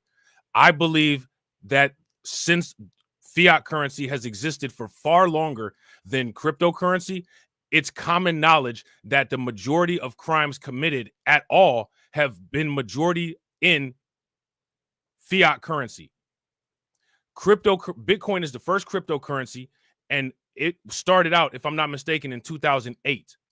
So for anybody to say that there needs to be quote unquote research when we have like over 1,000 year, you know what I'm saying, track record of fiat currency, right? Dating back to when Romans was doing crimes against the Roman Empire over tax money, to say that there's any type of possibility that the amount of crime in crypto is more than fiat currency, I can't go with that. I cannot go with that at all. You know what I'm saying? I don't think there needs to be a study at all. As a matter of fact, we could take any 10-year period of the existing amount of fiat existence, take the amount of money done using crimes in that 10-year period, and back it to the total existence of cryptocurrency in any given 10-year period of fiat's existence. More crimes have been committed in fiat currency than have been committed in cryptocurrency. Cryptocurrency has only been around since 2008 with the beginning of Bitcoin. That is an absolute fiat maximist, anti-cryptocurrency talking point, in my opinion. If you guys would agree, give me a thumbs up. If you guys would disagree, give me a thumbs down. Less risk-averse was the Czech National Bank. It's to consider holding billions of dollars worth of Bitcoin in its reserves. That would represent the first shift into the cryptocurrency by a Western central bank, who traditionally park their reserves in more conservative assets. Losing some of its shine this week, Bitcoin fell below $100,000 on Monday, hitting its lowest level in 11 days. Analysts attribute the fall to a wave of risk-off sentiment. That's after the surging popularity of Chinese artificial intelligence model DeepSeek sparked a sell-off in Western AI-related stocks. All right, so there's that. I thought that was a pretty decent video. All right. So now here it says last month, the U.S. Securities and Exchange Commission's new leadership created a task force to develop a regulatory framework for crypto assets. Trump, who has promised to be a quote-unquote crypto president, has also named former PayPal executive David Sachs as his White House AI crypto czar. All right. The administration is expected to reshape U.S. policy on digital currency, which, if you ask me, I disagree with this. The United States has never had crypto policy, right? So how can you reshape something that is non-existent? Let me ask you guys this. Prior to Trump's presidency, what is quote-unquote U.S. policy on crypto? Does anybody know? What would we say is the quote-unquote U.S. policy on cryptocurrency? Oh, absolutely, bro. Shout out to William. William says, correct you are, sir, again. Fiat still appears to be the primary choice of financial criminals. Now, here's my thing, right? The reason, if you ask me, right, in all fairness, the reason why fiat is the primary choice of financial criminals, for one, is because of its abundance, right? For two, because it's been around longer. And for three, because its ease of adaptability. Now, here's the thing, right? As time goes forward and as cryptocurrency begins to become more adaptable, when cryptocurrency's adaptability is like at the same level as fiat currency, it would be at that point that I would say that cryptocurrency will start to be used more in financial crimes. Now, is that a reflection on cryptocurrency? No, not at all. That's a reflection on the factors, right? And again, I don't think that fiat currency is prone to crime because of anything inherent with fiat currency. Fiat currency is prone to crime because of its perceived ease of access and ease of use, ease of laundering with criminals, right? So as criminals become more technologically advanced, and as a cryptocurrency begins to have an increased use case, cryptocurrency financial crime will start to mirror the amounts of fiat financial crime simply for those reasons, not because there's anything inherently wrong with crypto. The same way that I don't think that criminals commit crime with fiat because there's something inherently wrong with fiat. It's just because of the use case. You know what I'm saying? And shout out to Win Lose a Rug. Win Lose a Rug said crypto is actually more transparent than fiat. Facts. You can just look at the ledger. You know what I'm saying? You can just look at ETHScan. You could just look at the Bitcoin blockchain. You know what I'm saying? You could look at any one of these things, respective blockchains, and see what's going where. You know what I'm saying? So yeah, I thought that was a pretty interesting article, man. And you know, I don't know how I feel about the traditional finance, the TradFi integrating itself with crypto, but it's nothing we can do about it. You know what I'm saying? If it's going to happen, so it is what it is, right? So let me see. Hold on, real quick. Yeah, let's look at this. According to Coinbase, they are now the UK's biggest registered crypto company. So that should reflect, right? That should reflect positively with Coinbase's stock price. Right now, again, Coinbase, Fidelity, Robinhood. Let me see. Coinbase, Fidelity, Robinhood, and MicroStrategies. Right. What are your end of the year expected prices for those stocks? What are your end of the year expected prices for those stocks? Let me know what you guys think.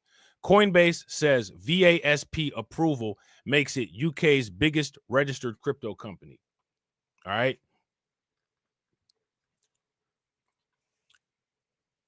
The milestone announced by the cryptocurrency exchange on Monday, February 3rd, follows Coinbase's receipt of virtual asset service provider registration from the UK's Financial Conduct Authority. All right. So What does that mean?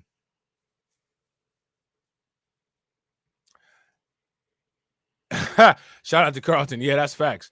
If y'all agree with Carlton, give me a thumbs up. If y'all disagree, give me a thumbs down. Carlton said the average criminal is not smart enough to use crypto. Fiat is a lot easier. Yeah, that's facts. Could you imagine going in somewhere with a square barcode and be like, give me all your crypto, and just holding up the square barcode and expecting everybody to just send their crypto? That's not going to work real well. That's not really good logistics for a robbery, is it? So now here it says, this will allow Coinbase to offer both crypto and fiat in Great Britain, its largest international market. The UK government and the FCA are developing welcome regulation for the crypto sector, hopefully joining the growing trend of countries embracing economic freedom and free markets, the company said in its announcement. Governments around the world, all right, governments around the world are waking up to the fact that crypto fuels economic prosperity. Now, a lot of governments are waking up to this fact, right? Unfortunately, it seems like a lot of people still are not. Shout out to my man Emperor Rex. What's good with it? Right? It seems like a lot of people still are not. Okay. We believe that crypto is the most important technology that can generate growth in the world, and the UK is posed to benefit from this. All right.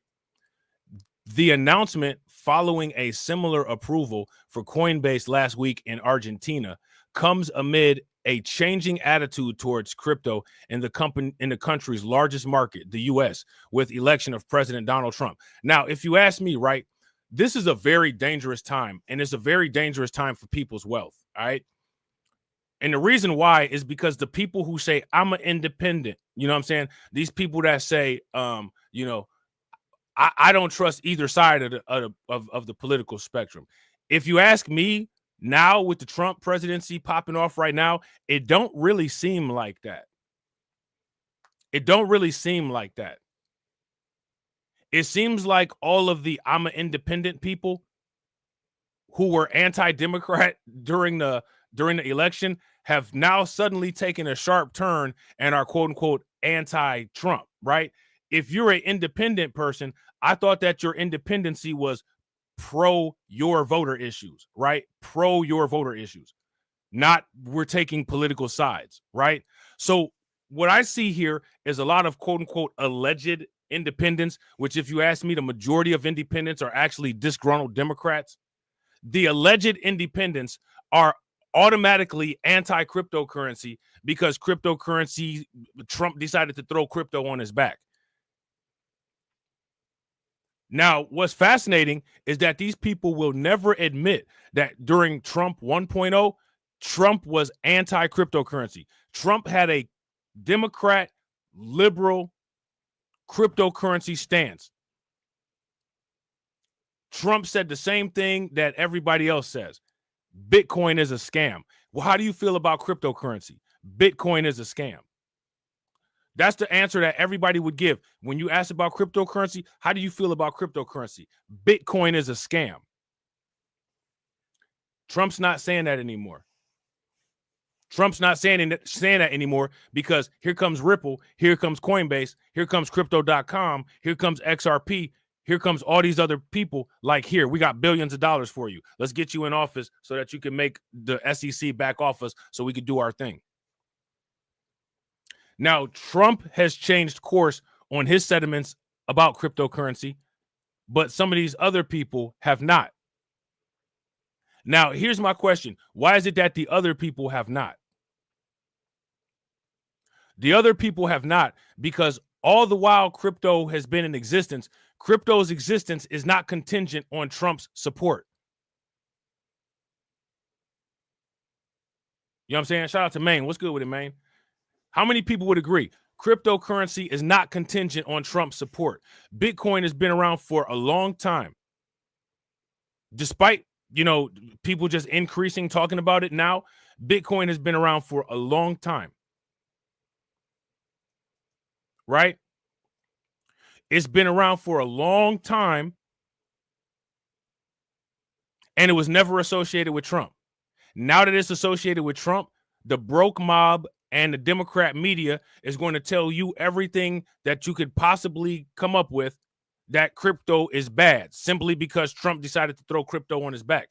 Trump deciding to throw crypto on his back don't have anything to do with the value of cryptocurrency other than the fact that his big mouth and tweeting all over the place can jack the price up and increase the volatility and get you some better price gains based on his Twitter activity. And it can get you some good dips if he just decides to start screwing with the macroeconomic factors, like I'm going to just threaten tariffs on the entire world. Other than that, crypto's not contingent on Trump. But the anti-crypto community, which is the Democrats, which is the disgruntled Democrats, which is the various YouTube cults, they'll try to associate cryptocurrency somehow with Trump and act as if Trump is the one that minted all of the Bitcoins. And they'll say this, they'll use misinformation, they'll have their trolls come all over the place, and none of that changes the fact that what they're saying is incorrect.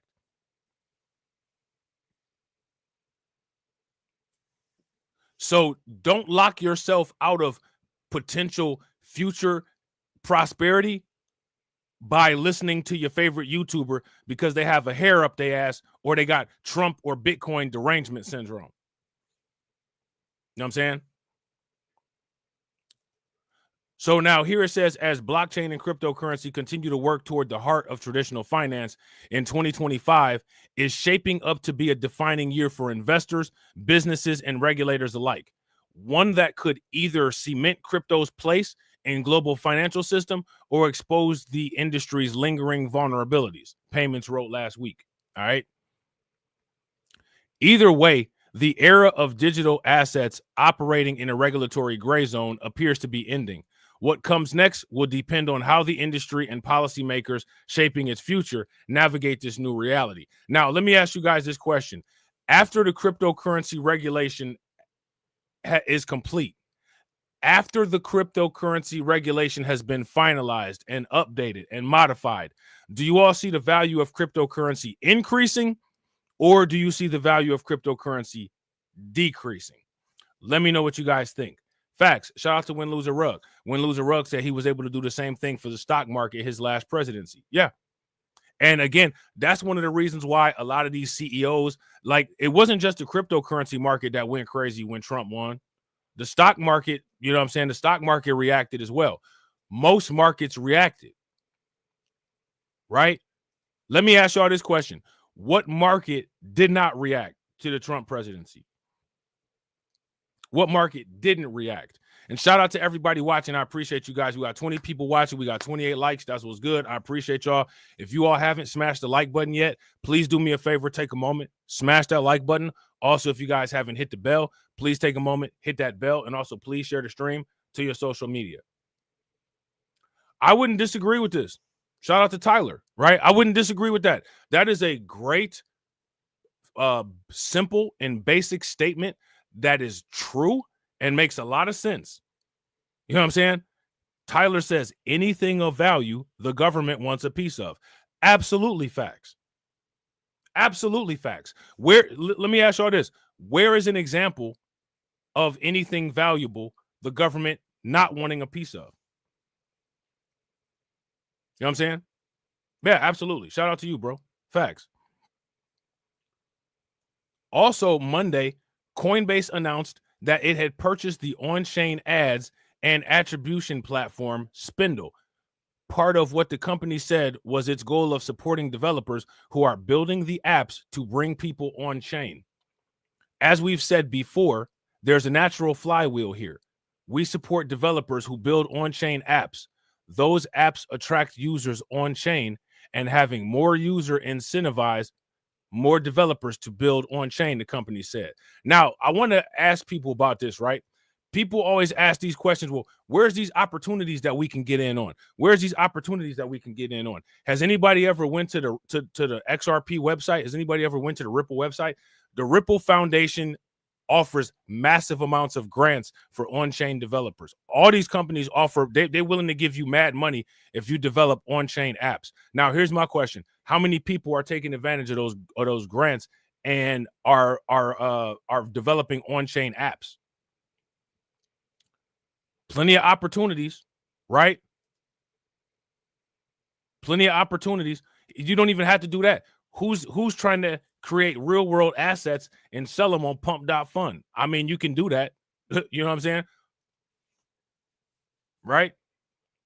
So these things are there and these things are available for people. So in 10 to 15 years, when people push the narrative and say, well, we weren't able to do this. Why weren't you able to do that? Because you were listening to people that told you that cryptocurrency is a scam. And as a result of listening to people tell you that cryptocurrency is a scam, you ignore literally everybody with any kind of power buying up all the cryptocurrency. That's not anybody holding a gun to your head telling you you're not allowed to do something. That's you making the choice and the decision to not do something. I would advise people to make the choice to do something. You know what I'm saying? If you guys would agree, give me a thumbs up. If you guys would disagree, give me a thumbs down. So now here it says, and the faster we spin this flywheel, the easier it will be to bring more and more people on chain. Builder virality is the thing that spins that flywheel faster. With the purchase of Spindle, Coinbase added, the company can improve the on-chain delivery problem for on-chain builders. According to the announcement, Spindle was founded in 2022 by Antonio Garcia Martinez, who had been an early member of the Facebook ads team and who shipped the tech giant's first version of keyword targeting, audience targeting, and Facebook's programmatic ad exchange, FBX.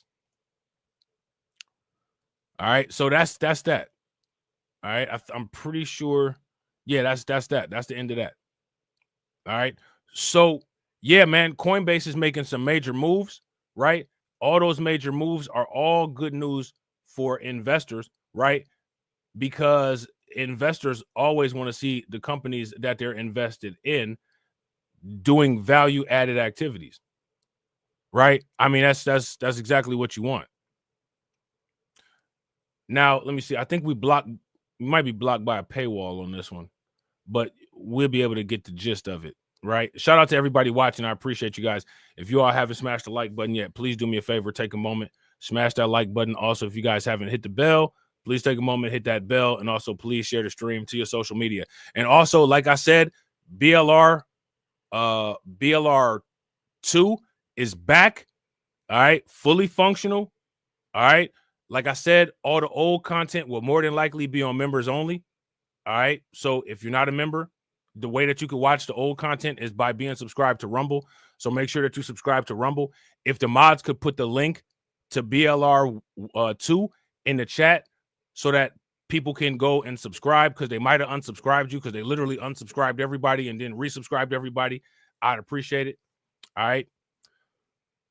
US SEC gives initial approval to combine the Bitcoin and Ethereum ETF. Now, let me ask you guys this question. How many people, this is going to be pretty popular. How many people are going to take advantage of this? A lot of people going to take advantage of this. Shout out to my man, Win Loser Rug. Win Loser Rug said, man, I'm still blown away by what that monolithian told me earlier about his Bitcoin skepticism. Bro, what did he say? What did he say? You know what I'm saying? Crazy part was homie had someone else around him that was a crypto advocate. Like I don't get it, man. I don't get it. So yeah, it looks like, wait a minute, hold on. Nah, you know what, man? Is this paywall blocked, or is it just, did everything just not load yet? Let me see something real quick. Let me see. Hold on. I'm about to refresh this and see what happened. Oh, yeah, there we go. Oh, wait a minute. Hold up. Look at it. Look, y'all see how, look, when shout out to the stream sponsors. This is where the stream sponsor money be going.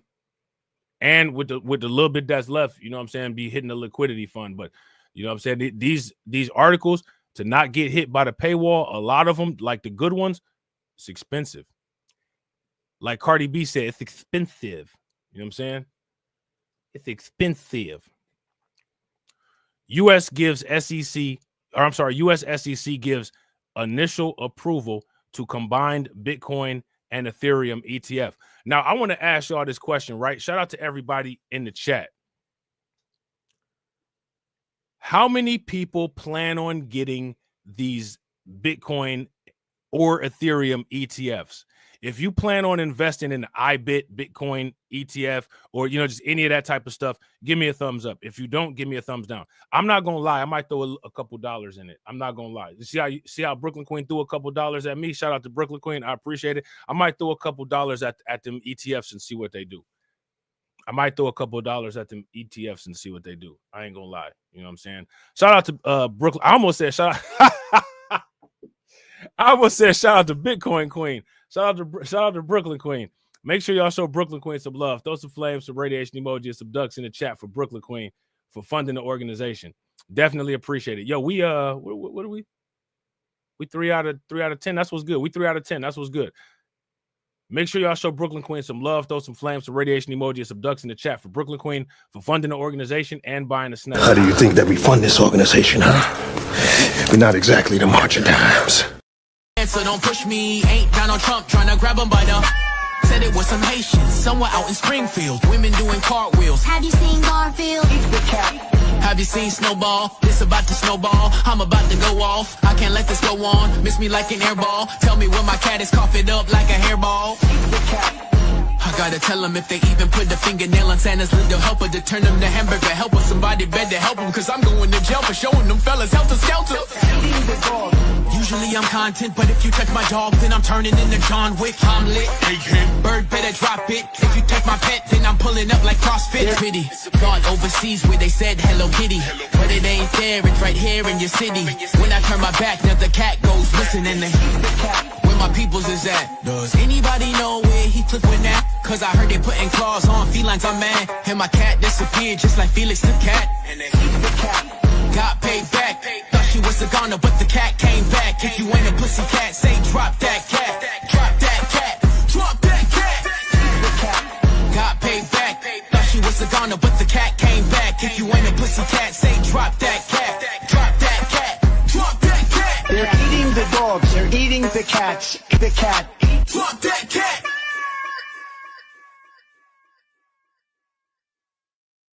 Now, shout out to Brooklyn Queen. I definitely appreciate it, right? Now, again, how many people have been hearing the recurrent reiteration of quote unquote, make sure that you have point, not stop, right? You probably want to try to get to 1 Bitcoin, right? So that's the idea. That's the idea.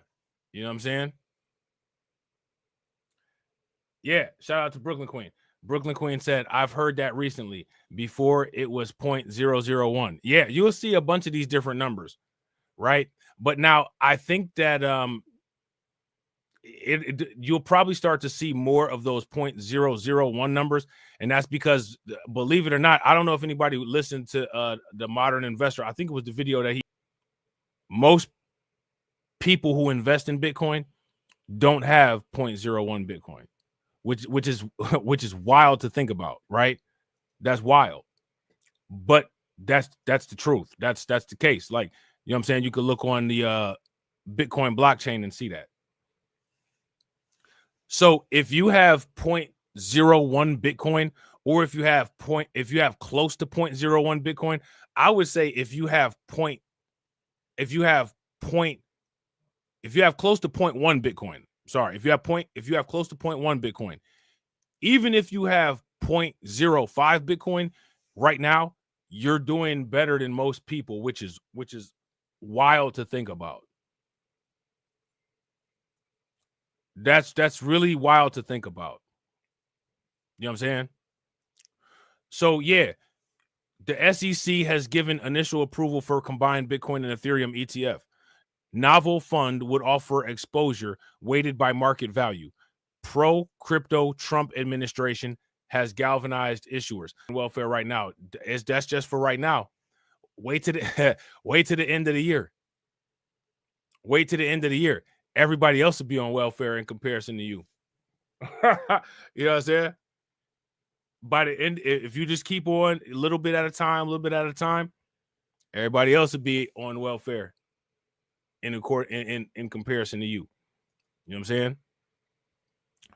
The U.S. Securities and Exchange Commission on Thursday approved part of an application for a novel exchange-traded fund that would track the two largest to the two digital assets weighted by their market capitalization. The structure of the fund will be similar to existing ETFs that hold either Bitcoin or Ethereum directly. All right. The U.S. regulator in a filing approved the so-called Form 19B4, one step in the overall process that would allow the product to start trading. Now, again, I got to ask y'all this question, right? And I need everybody to give me their best guess. I need everybody to give me their best guess. How is it that so many billions of dollars are going into these Bitcoin and Ethereum ETFs and somehow the prices are just not really reacting to it? Because listen, if we compare, right, none of this large institutional influx of money was going into Bitcoin or Ethereum from 2007 to 2023, right? Would you guys, if you guys would agree, give me a thumbs up. If you guys would disagree, give me a thumbs down. Now, there's massive amounts of companies, right? You got MetaPlanet, you got MicroStrategies, you got Tesla, you got all of these companies that are putting massive amounts of money into crypto. Way more money than the individuals who were buying in the early days were putting into it. And somehow the prices increased more with the individuals putting money into it than it has with MicroStrategies buying 50 to 60,000 Bitcoin every week. How is that?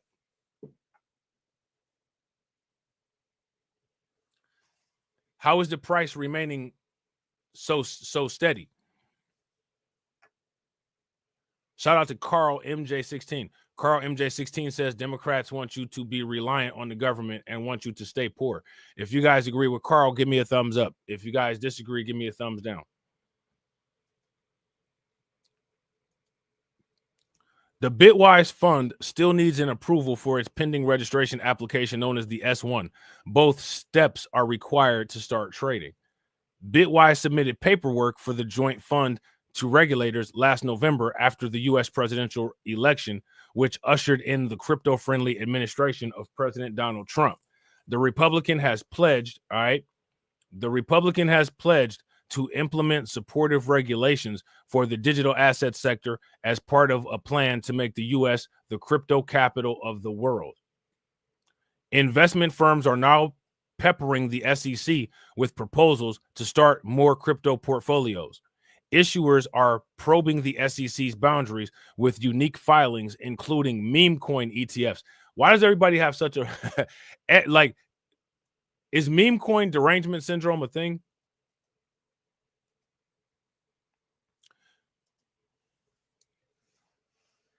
If meme coin derangement syndrome is a thing, give me a thumbs up. If it's not a thing, give me a thumbs down. I'm gonna go as far as to say that meme coin derangement syndrome is a thing. People just really hate meme coins.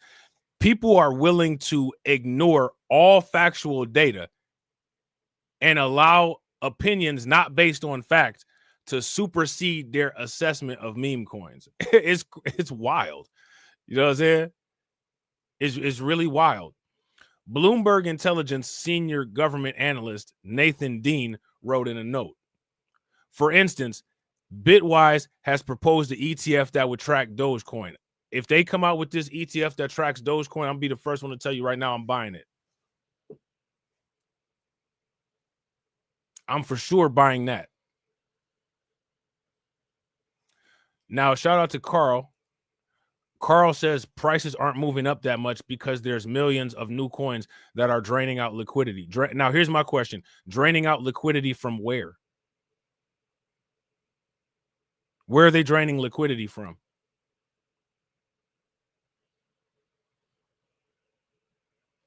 And here's my question.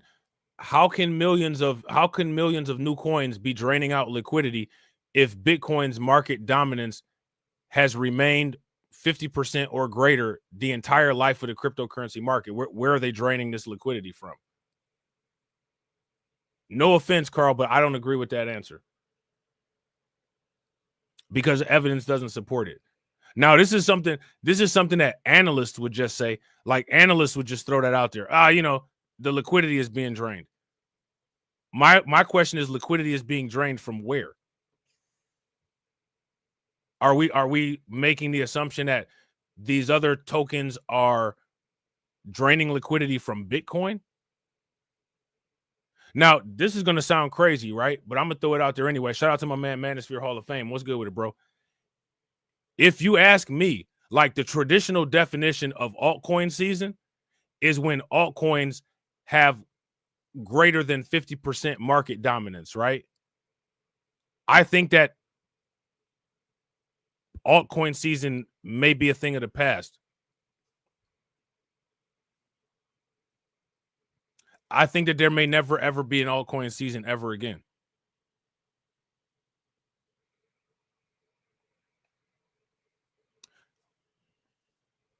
Now, how many people agree? If you guys agree, give me a thumbs up. If you guys disagree, give me a thumbs down. I believe that if there ends up being an altcoin season this year, if there ends up being an altcoin season, mathematically, there may never be an altcoin season again.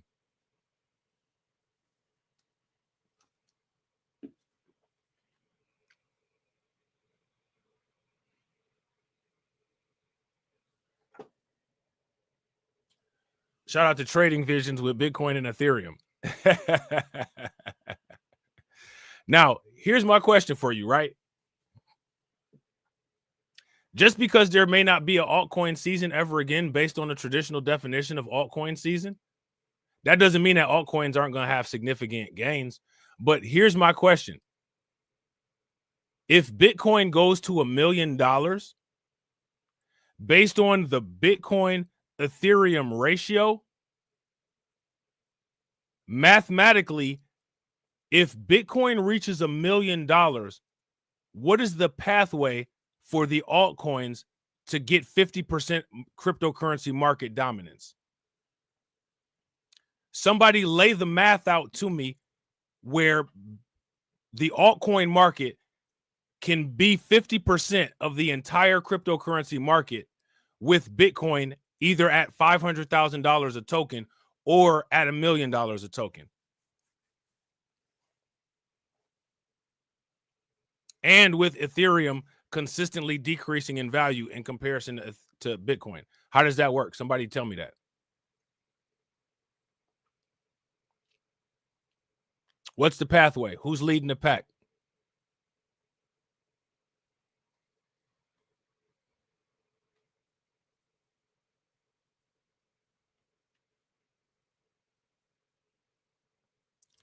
Now, you guys see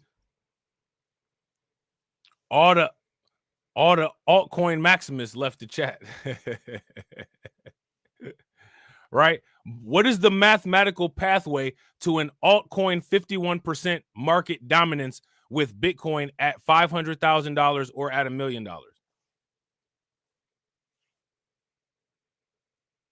Yeah, shout out to Manosphere Hall of Fame. Manosphere Hall of Fame said altcoin market cannot be over 50%, but alts with ETFs can have their own little season. Yeah, I agree. And again, my premise is not that altcoins will fail, right? I'm not saying that.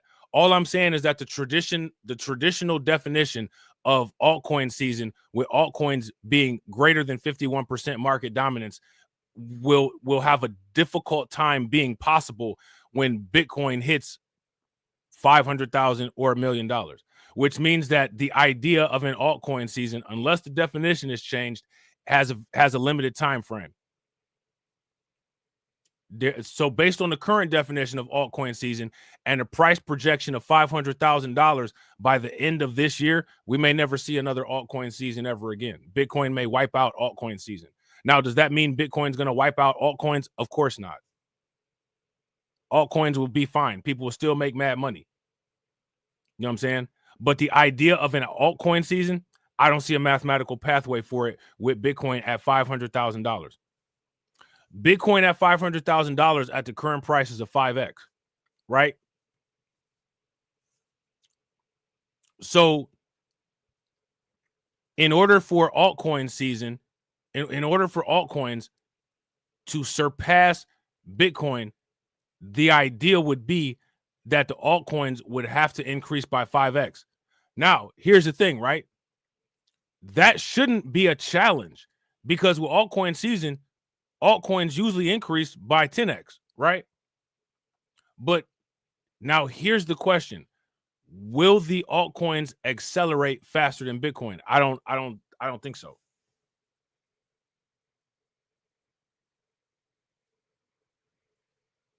Shout out to DC Precise. What's good with it, bro? Shout out to DC. That's a good question. That's what I call the world. That's what I call the world market cap, bro. That now, and again, right? This is another question. What altcoin is coming for any market cap other than anything outside of cryptocurrency? I don't know of any, right? I don't know of any altcoin that's chasing any non-cryptocurrency market cap. The only cryptocurrency that I know that is chasing and beating non-cryptocurrency market caps is Bitcoin. Now somebody be like, oh, you a Bitcoin maximist. I'm not a Bitcoin maximist. These are facts.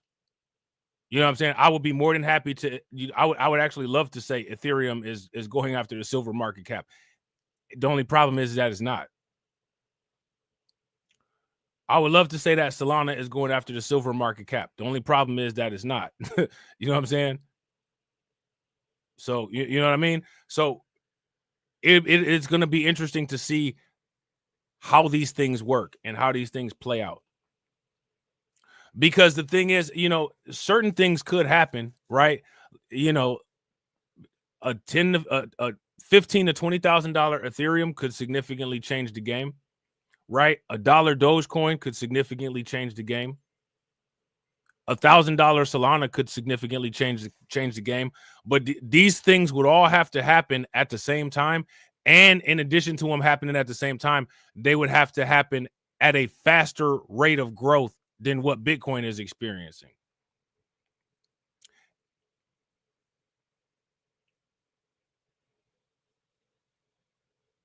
So I think that's just something interesting to throw out there, right? And just to see, you know, if it happens or not, right? So now here it says this crypto asset is an archetypal meme coin, a type of token with no inherent worth, whose price waxes and wanes under capricious spotlight of social media. And again, this to me, this is misinformation. Dogecoin's price doesn't wax or wane under social media. That doesn't happen. The only time that happens is when Elon Musk decides to try to you know, play with the price. You know what I'm saying?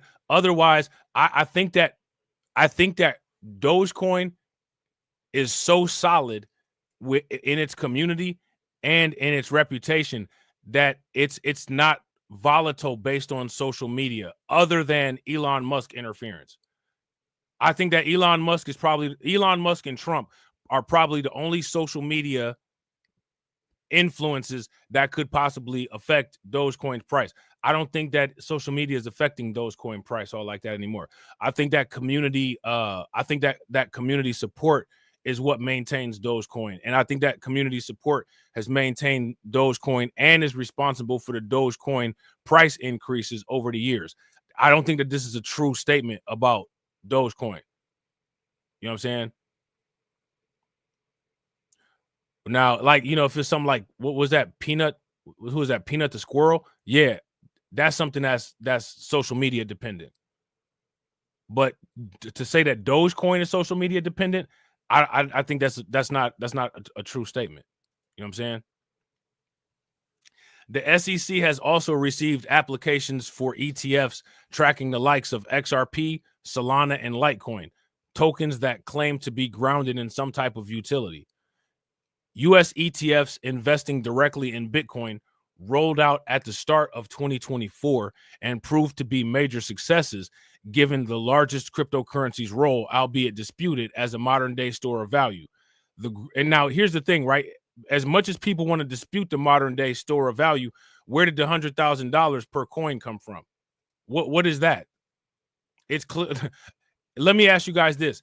Is Bitcoin storing $100,000 worth of value per token? If it is, give me a thumbs up. If it is not, then give me a thumbs down. So how can we debate this then? A group of 12 products, including from Bitwise, have amassed total assets of more than 121 billion. Ethereum funds followed and have more than 11 billion of funds under management. All right.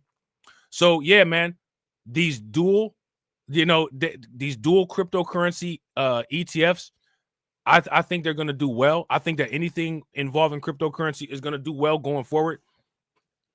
On crypto.com, they actually, before these dual ETFs occurred, before these became an actual thing, on crypto.com, they actually have the dual cryptocurrency basket of Bitcoin and Ethereum. So like this idea of paired assets, right? Bitcoin and Ethereum, this isn't a new idea. This is something that's always existed. All right. So I think it was Carlton that had brought up the Grayscale Dogecoin ETF. Here it is right here. Again, Grayscale launches Dogecoin Trust, calling meme coin tool for global financial inclusion. I think we might have read this article at some point already. Or either maybe we just hit the highlight. We just hit the headline, right? But let me ask you guys this question. Look at the returns, right? Somebody drop in the chat. What are the lifetime returns on Dogecoin? Now, here's my question.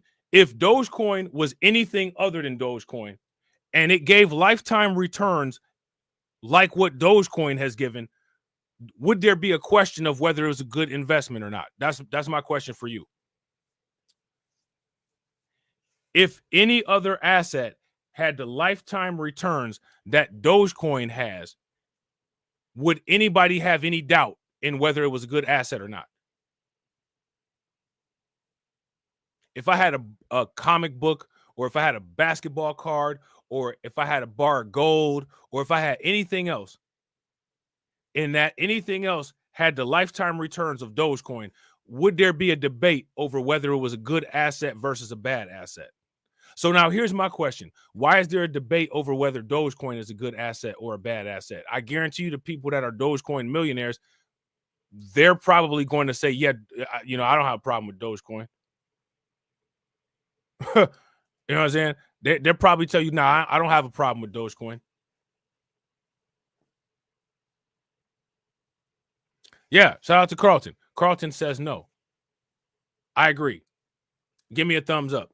If you agree with Carlton, give me a thumbs down. If you disagree, give me a thumbs down. If you agree, give me a thumbs up. Shout out to William. We appreciate you, bro. Throw some flames, some radiation emoji in the chat for William for grabbing that info. We appreciate it, bro. William says, Dogecoin turned 9 last month, but if you'd invested 1,000 in it 5 years ago, your Doge would be worth approximately $2.3 million. That's around a 230,000% increase in 5 years. If Dogecoin was anything else, would anybody be saying all this stuff about it? And now this is the reason why I say Dogecoin is the Bitcoin of meme coins. The reason why I say Dogecoin is the Bitcoin of meme coins is because despite people's biases against Dogecoin, Dogecoin has showed that it can be a store of value. Dogecoin has consistently gone up. Dogecoin has a strong community behind it that, for the most part, the strength of that community is arguable that it has similar value to the Bitcoin network. And despite the fact that Dogecoin is classified as a meme coin, it doesn't follow the same rules as other meme coins, and it has less volatility than other meme coins based on its gigantic market cap and use case. So, again, if you're going to hear me talk about Dogecoin in the same way that I talk about Bitcoin, and I believe that it's justified. I don't care that it has a dog on it or not. I don't care if people don't like Dogecoin or not. I don't care. You know what I'm saying? The facts are the facts. The facts are Dogecoin, $1,000 5 years ago would have got you $2.3 million today. That's the only thing that matters. If you guys would agree, give me a thumbs up. If you guys would disagree, give me a thumbs down. I showed you guys all that trading that I was doing on YoBit. I could have had $2.3 million today. Bet you I won't make that mistake again. I put my I bet you I won't make that mistake again. You know what I'm saying? And another thing that Dogecoin does is Dogecoin solidifies what I tell everybody about the low per unit, low 24-hour market cap coins. It's never a bad idea to just throw a little bit of money in those here or there.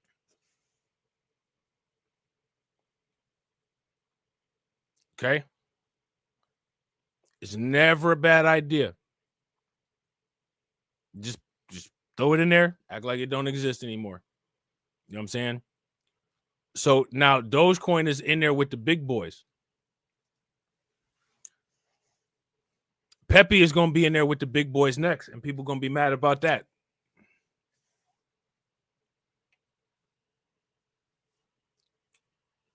Pepe is going to a penny. Deal with it. Shiba's going to a penny. Deal with it. You know what I'm saying? Toshi is going to a penny. Deal with it.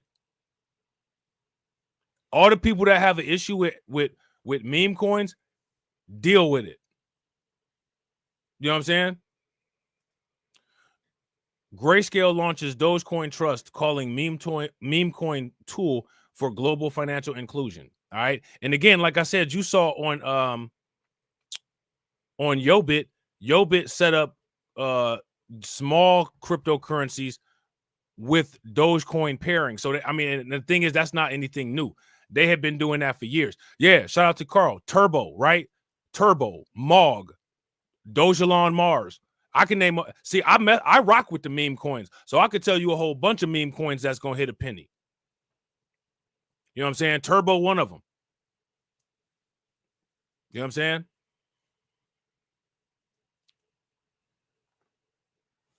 The meme coins that got the strongest community backing are going to a penny. Dogecoin is evidence that this is possible, but people don't want to acknowledge it as evidence. People somehow still think that Dogecoin is just luck. It's not luck. You know what I'm saying? I mean, we got shout out to William. You know what I'm saying? William put this information in the chat. We've got, if something happens in 5 years, is that luck? No, that's not luck. That is a focused and targeted effort and goal to accomplish an objective. That's not luck. Anybody that's been involved with Dogecoin, or anybody that follows Dogecoin, or shout out to Carlton, he be on the Dogecoin Reddit. The idea of Dogecoin, we know it was a joke, but when it started to take off, people said we're gonna make Dogecoin go to a penny.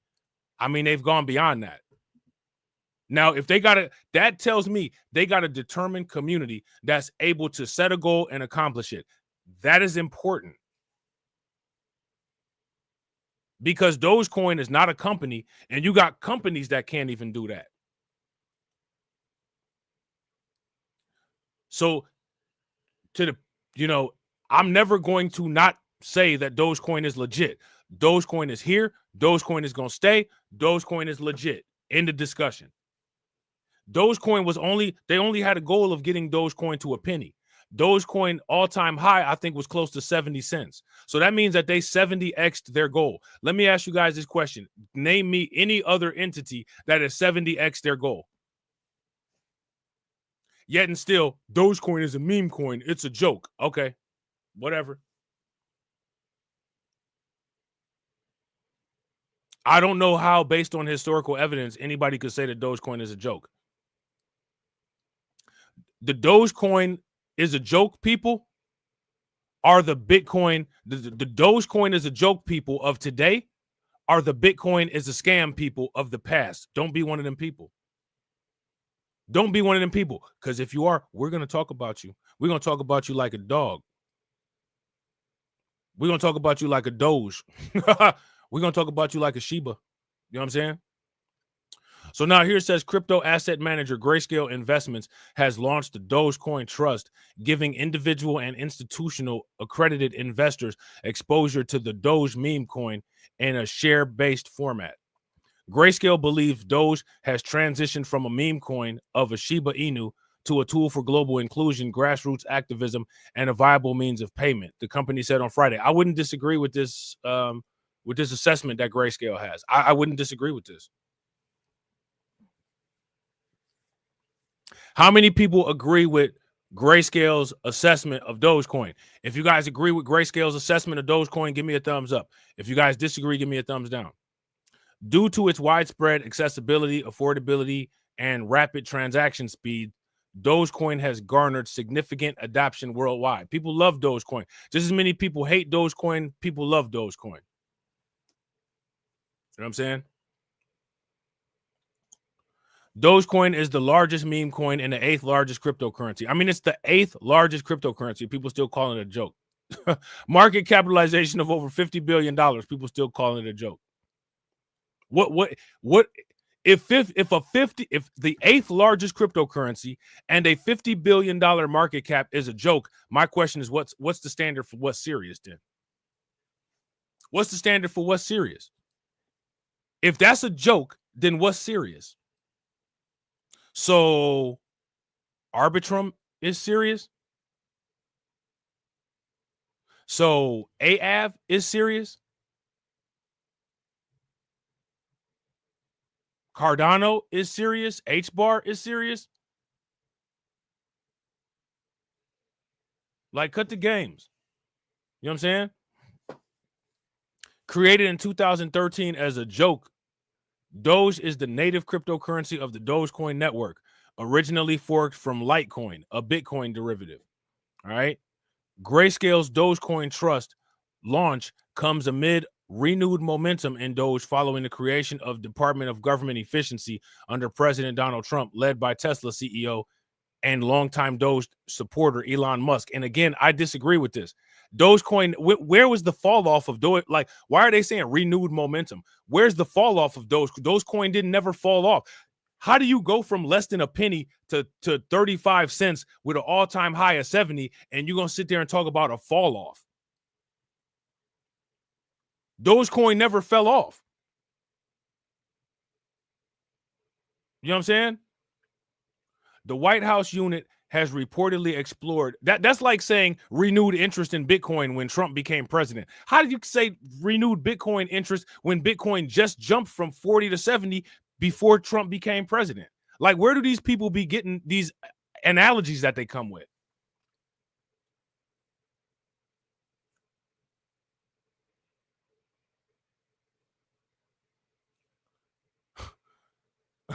Where do they get these analogies that they come with? Like, it's interesting to say the least. You know what I'm saying?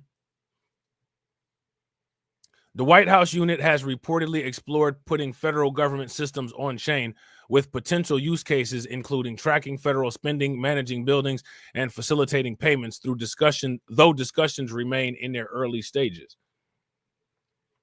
Earlier this week, crypto asset manager Bitwise filed an S1 registration with the U.S. Securities and Exchange Commission for spot Dogecoin ETF. Osprey Funds and Rex Shares have also submitted similar proposals. Could a Dogecoin ETF become a reality this year? The only reason I don't know if a Dogecoin ETF will become a reality is not because of Doge, not because of anything with Dogecoin's performance, just because I do see it being an issue of how to properly define and classify meme coins as apps. All right, peace, Emperor.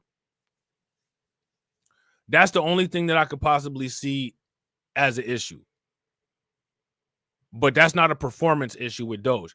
Performance-wise, there's nothing holding Dogecoin back. The fact that people have not really seen anything that looks like what meme coins are, figuring out where to put it, I could see that as being a problem that would slow down the approval of an ETF. But that's it, though. Once they actually classify Dogecoin, then it's all systems go. You know what I'm saying?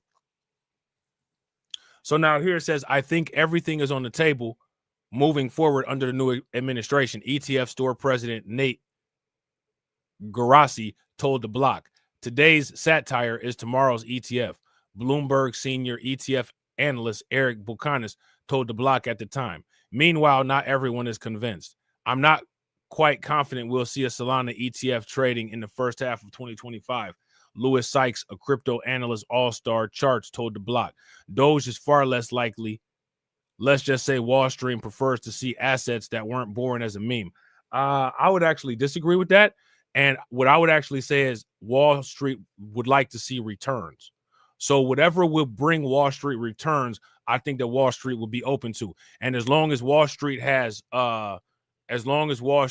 people like BlackRock being the facilitators of how these things get introduced into the mainstream, I don't see anybody in Wall Street having a problem with anything. Let me ask you guys this question. The only problem that I see Wall Street possibly having with a meme coin is the fact that they didn't get a piece of this 230% return increase. That's the biggest problem that I could see Wall Street having with it. You know what I'm saying? If y'all disagree, give me a thumbs up. If y'all agree, if y'all agree, give me a thumbs up. If y'all disagree, give me a thumbs down. All right. Shout out to everybody, man. I appreciate you guys watching. All right. Make sure you guys smash the like button if you haven't yet. If you haven't subscribed to the channel, hit the bell, take a moment. All right. Share the stream to your social media. Don't move a muscle. This live stream will take you into Undocumented, which is going to be starting, maybe in about 45 minutes. All right. So make sure you guys head over there, hit the bell over there. If you're not subscribed over there, hit the like button over there. All right. Shout out to the stream sponsors. Make sure y'all show the stream sponsors love. I appreciate y'all. Without the stream sponsors, ain't no streams. Shout out to my man DSB. Make sure y'all show DSB some love. Throw some flames, some radiation emojis, some ducks in the chat for DSB. Also, make sure you guys show my man AW1 some love. He hit your boy on the Cash App. Got to hit DSB with the again. Definitely appreciate you, bro. Again! And shout out to Brooklyn Queen, mod extraordinaire, always funding the organization, showing love, and being a mod extraordinaire. Definitely appreciate you. And as always, ladies and gentlemen. Yeah.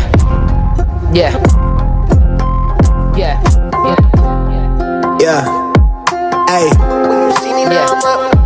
Hey. Yeah. Tell him, bro. Yeah. I'm staring in the mirror at the only one I trust. Been down on my luck, so when you see me now I'm up. I'm fresh up out that mud, I'm a diamond in the rough. So when you see me shining now, know it's anything but luck. I'm looking in the mirror at the only one I fuck with. I've been held me down, so when you see me now I'm up. I'm fresh up out that mud, I'm a diamond in the rough. So when you see me shining now, know it's anything but luck. It's anything but diamond in the rough, yeah, we had it tough, yeah, we had the pressure and the pressure done its stuff. Oh, I'm not flexing when I'm brushing off the dust, no. All this pain and the tears made my shoulders rust. In this life, gotta do what you must, build your value up, gotta earn trust, avoid fuss. Maybe you don't know the facts, you don't know enough. You can judge me all you want, cause every day I send love. Every day I do me, makes me wanna see you, makes me wanna see more, makes me wanna see through. Maybe we become one, maybe this is the thing. There's an energy and flavor to the things that you bring to the table, any way you're able. Real work turns into gold when you're stable. Now life feels sweet like syrup, like maple. Wouldn't change a thing about my past to stay grateful. I'm staring in the mirror at the only one I trust. Been down on my luck, so when you see me now I'm up. I'm fresh up out that mud, I'm a diamond in the rough. So when you see me shining now, know it's anything but luck. I'm looking in the mirror at the only one I fuck with. I've been held me down, so when you see me now I'm up. I'm fresh up out that mud, I'm a diamond in the rough. So when you see me shining now, know it's anything but luck. It's anything but luck now. I'm busy doing me, I'm out their range, I'm out of reach now. Almost let it drown, but they found me off the freestyle. Product of that ground, you seeing her eye me down. She wanna vibe, trying to see if she can slide. It's in the green now, it's snakes from my past. They look at me where I'm at, thinking they could hit my line, and I'ma help them on their feet now. I had a few I looked up to, they showing different shades. They might have blocked a couple rays, but now they watching my beam down.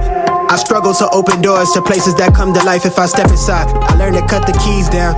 Got it locked, this demon stirring the pot with pretty faces and plots that try to knock me off my feet now. No new friends, I had so many hit my line for the freebie, but if you see me out, you gotta pay the fee now. All these things you never cared to see me for is what I let the world see now. I'm staring in the mirror at the only one I trust. Been down on my luck, so when you see me now I'm up. I'm fresh up out that mud, I'm a diamond in the rough. So when you see me shining now, know it's anything but luck. I'm looking in the mirror at the only one I fuck with. I've been held me down, so when you see me now I'm up. I'm fresh up out that mud, I'm a diamond in the rough. So when you see me shining now, know it's anything but luck. It's anything but luck now.